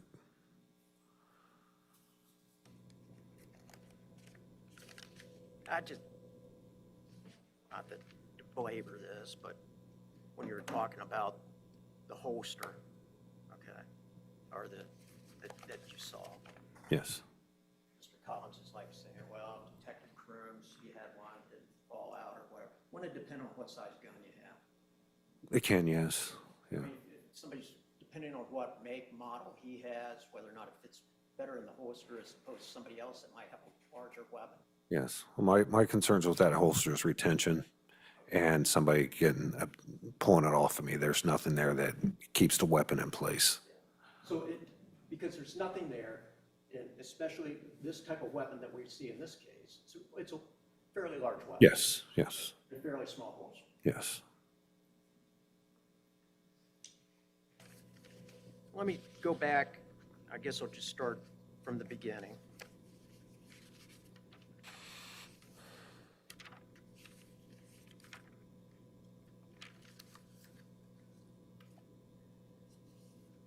When Mr. Collins was talking about sole witnesses to an event. Remember that? Yes, Okay. And about whether the case goes forward or doesn't go forward. So if there's a sole witness to the event that makes a statement, isn't that person's credibility needs to be weighed as to whether or not what they're telling you is the truth? yes, So that's what you judge, is the credibility. Yes. Right?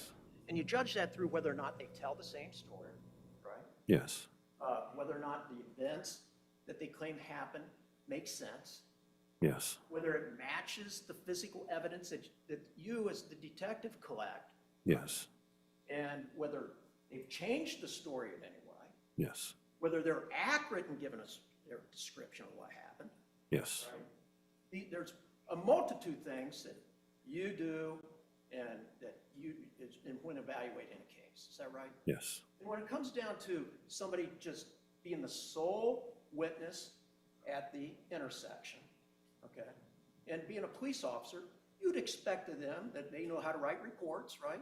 yes, Just like what Mr. Collins said to you. You want to be accurate, right? yes, You want to be complete, right? yes, It's not a civilian writing the witness, or writing the witness statement, correct? that's We're correct. talking about a profession, Yes, the occupation being a law enforcement officer, yes, who's written many reports. yes,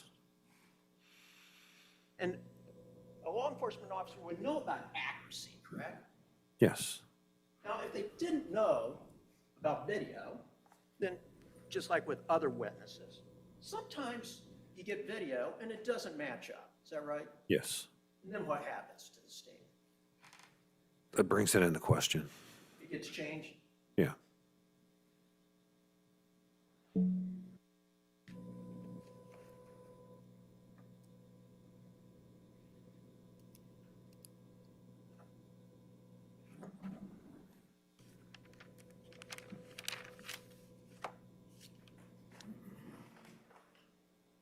Mr. Collins mentioned about the word stop. That's a pretty big word in this scenario as to what happened at the intersection. Is that right?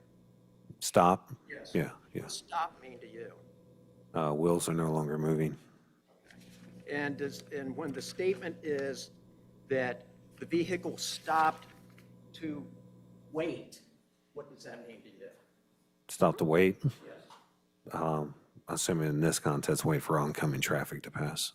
Well, stopping, and then what's waiting, sitting there to wait. Yes, Right. yes.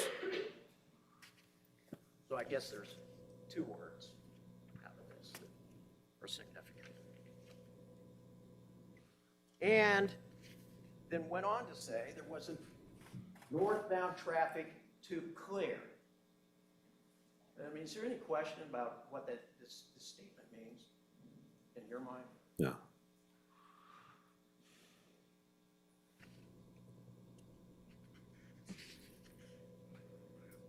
Now let's talk about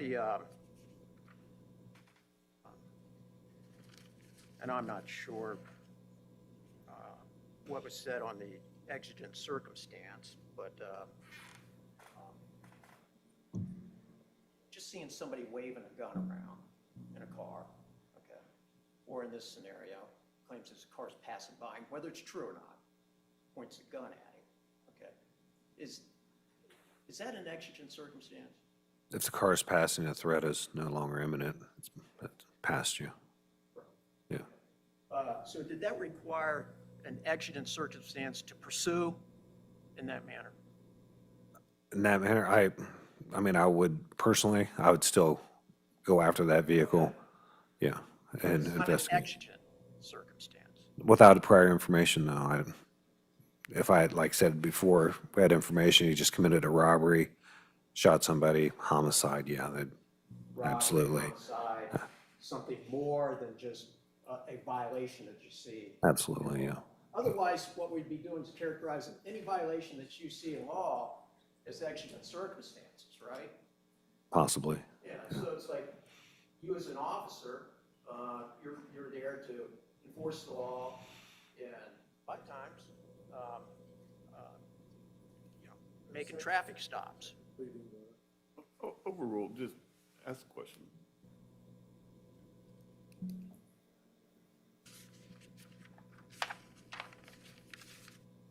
I think when Mr. Collins was talking about whether or not everything that was said in here by Mr. Meade, that's subject to his credibility, whether you believe him, is that right? Yes.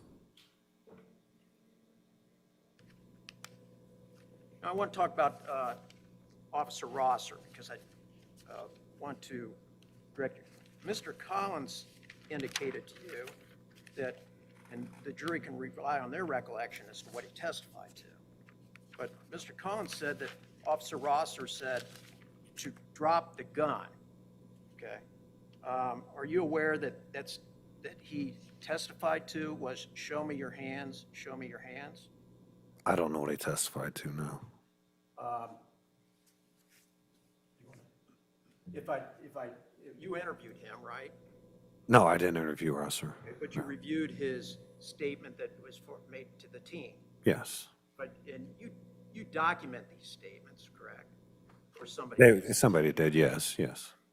And just like Penny's body cam, you documented that, right? Yes, In fact, you even put in there what was said on the body cam, is that right? yes, It was because that was significant. yes, And you're documenting it for further review, yes, whether the prosecutors or anybody, other law enforcement or whatever. Is that right? yes. Objection, may we approach? You may.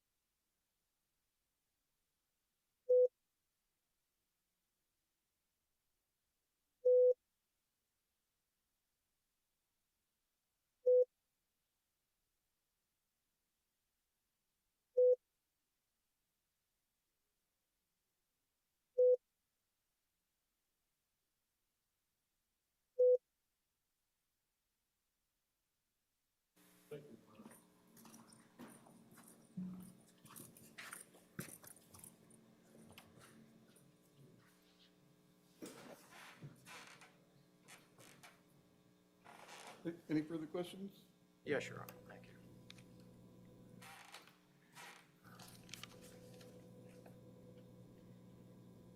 Now, I'm not quite sure where this was going, but you remember the, Mr.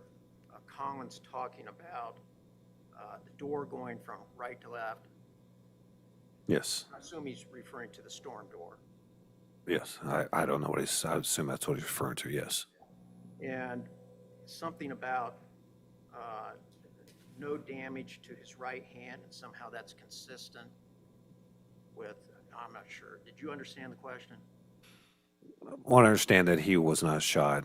He didn't receive any gunshots to his right hand. To his right hand. Yes. And that, not receiving gunshots to the right hand, your right hand would have to be facing the, I assume where the weapon is?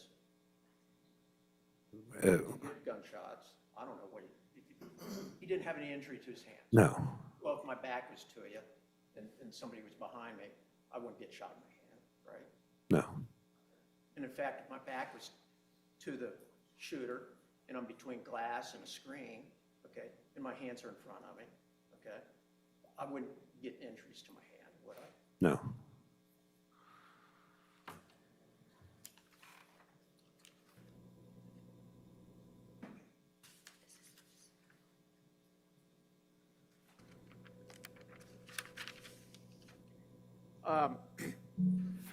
You would expect a very well-trained officer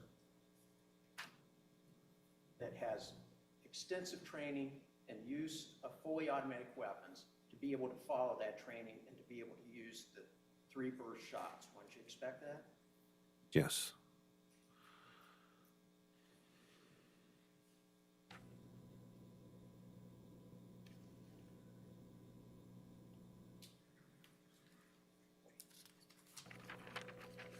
Now, when you go to get a search warrant, Mr. Collins, was that, can you hand me I don't have it. the exhibit?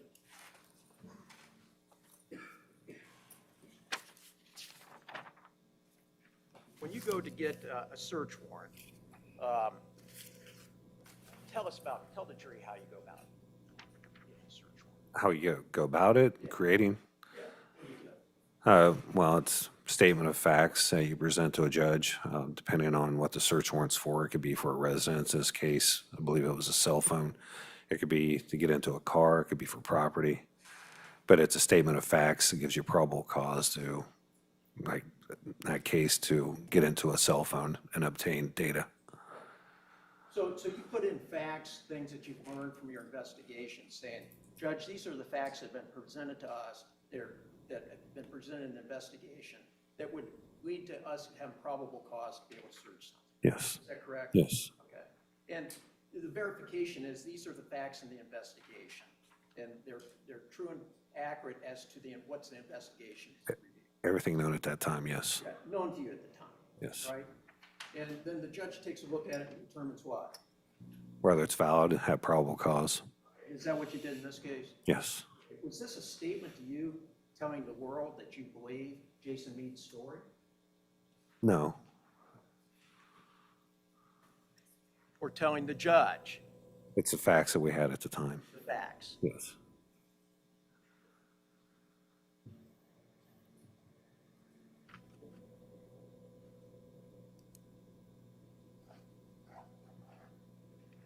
Now,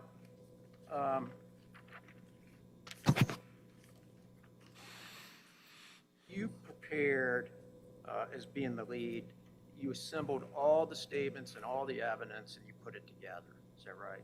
Yes. And you, in your portion of it, you did write reports. Is that correct? Yes. And you did document what you found. St. Matthias, Penny interview. Yes. And you did document your reviews of the record, or the body cams, is that right? Yes.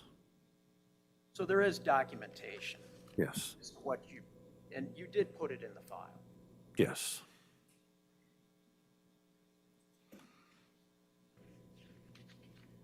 Now, as far as the letter from the attorney stating that you can call us back or whatever, you did tell your supervisor about this statement, did you? Yes. Why was that?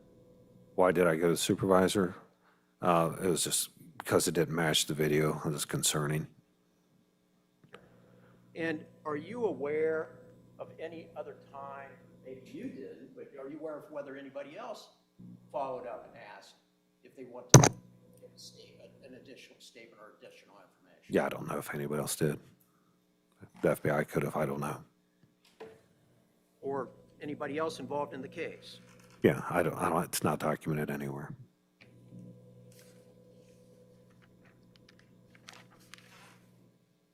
But what you are aware, there were no other statements made around this period of time when you were on the investigation. No.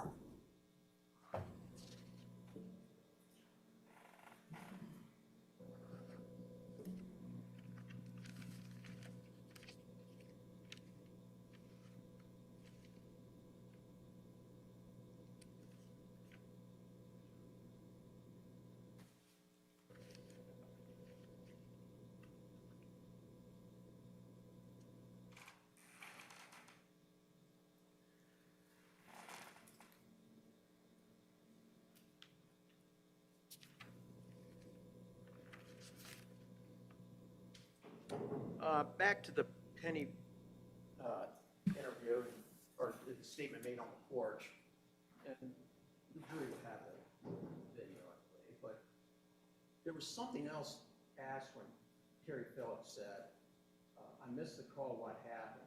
Then he also stated, what did he state? Is there a question here? I was waiting for him to finish. What did he? I don't recall right now. Did you ever hear him ask him what happened? Yeah, it was in there what happened, yeah. Okay, that's the point. So Yeah. the full thing that he asked was what? Terry Phillips. What happened? Yeah, what took place?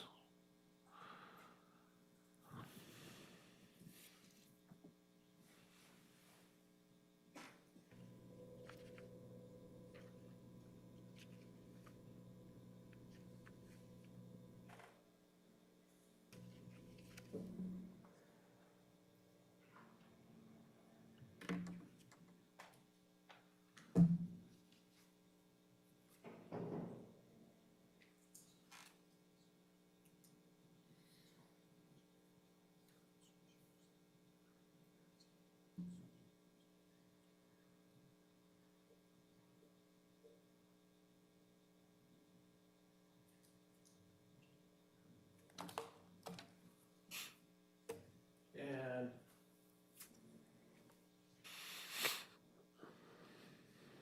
may have asked this on direct, but let me find the page.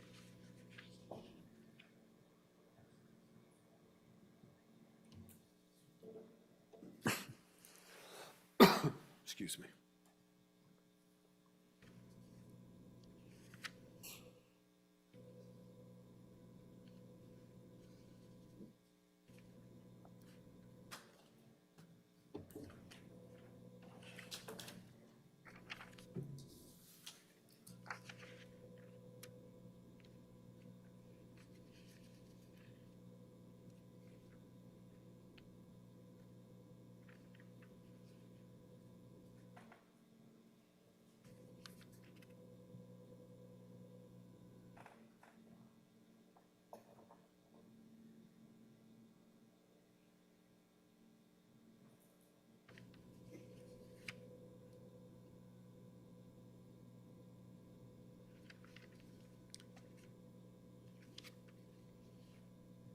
I think Mr. Collins was asking about whether the physical evidence confirmed.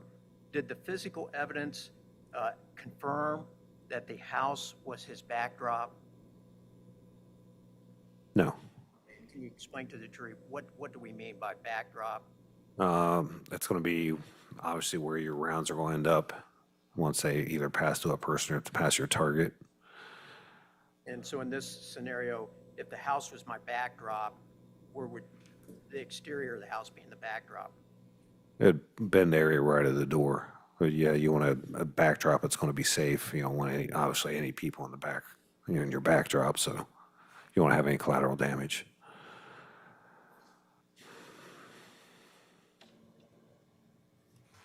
Yeah, don't have anything else, thank you. Any questions as a result of those questions? Very briefly, Detective, with regards to backdrop, the officer can't control the backdrop with regards to where the suspect is, correct? No. And when a gun comes back at you, you don't not shoot because of the backdrop, correct? Yes. You shoot or else you'd be dead, right? Yes. Let's clear up the bursts. You were never trained by the U.S. Marshals, correct? No, We don't know what goes into their training with regards to their service rifles, correct? I do not. Okay. And so, again, you're trained, all law enforcement across the country are trained that you shoot until the threat is stopped, correct? Yes. So based on your training of burst and then another burst, you personally wouldn't release the trigger until the threat was stopped, correct? No. And Yeah, yes, yes, yes. I'm not sure, I apologize if I misled anybody on exigent circumstances. Up at the interstate section of Carl and Estates, that is a duty to investigate, correct, by a law Yes. enforcement officer? Yes. You testified just now to Mr. Short, you would have done the exact same thing in pursuit. Yes. Had you believed the person had a gun, seen a gun pointed at you, you would have more information now, right? Yes. Once that person gets out of a car and eludes or runs, that becomes an exigent circumstance, correct? It can, yes.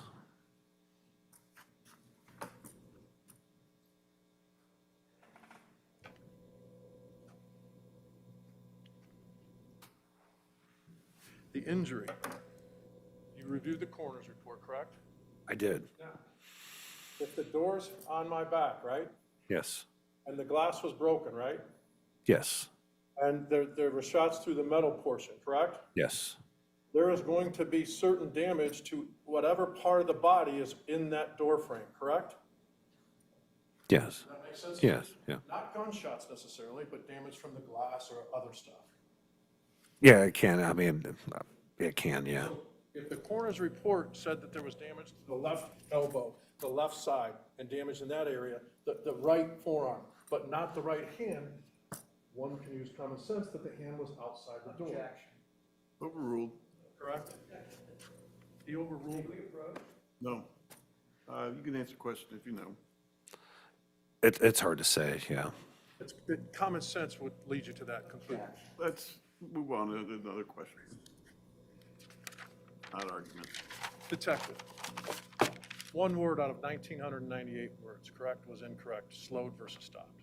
Okay, yes. Thank you, sir. All right, you can step down, leave everything there, you can take your bottle of water.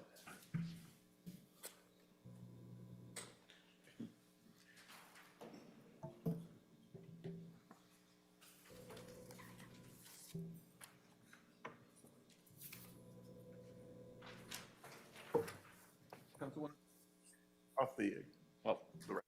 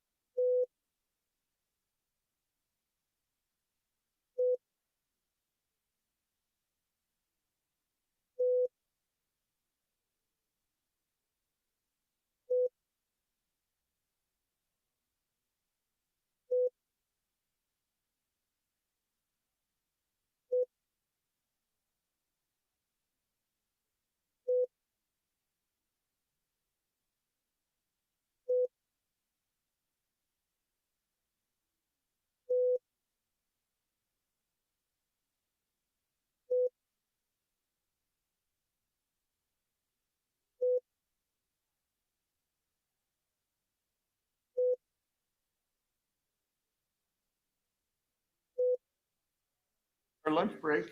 Do not discuss this case among yourselves. Do not permit anyone to discuss it with you or in your presence. It is your duty not to form or express an opinion on the case until it is finally submitted in 1:15, and we'll try and get started at 1:30.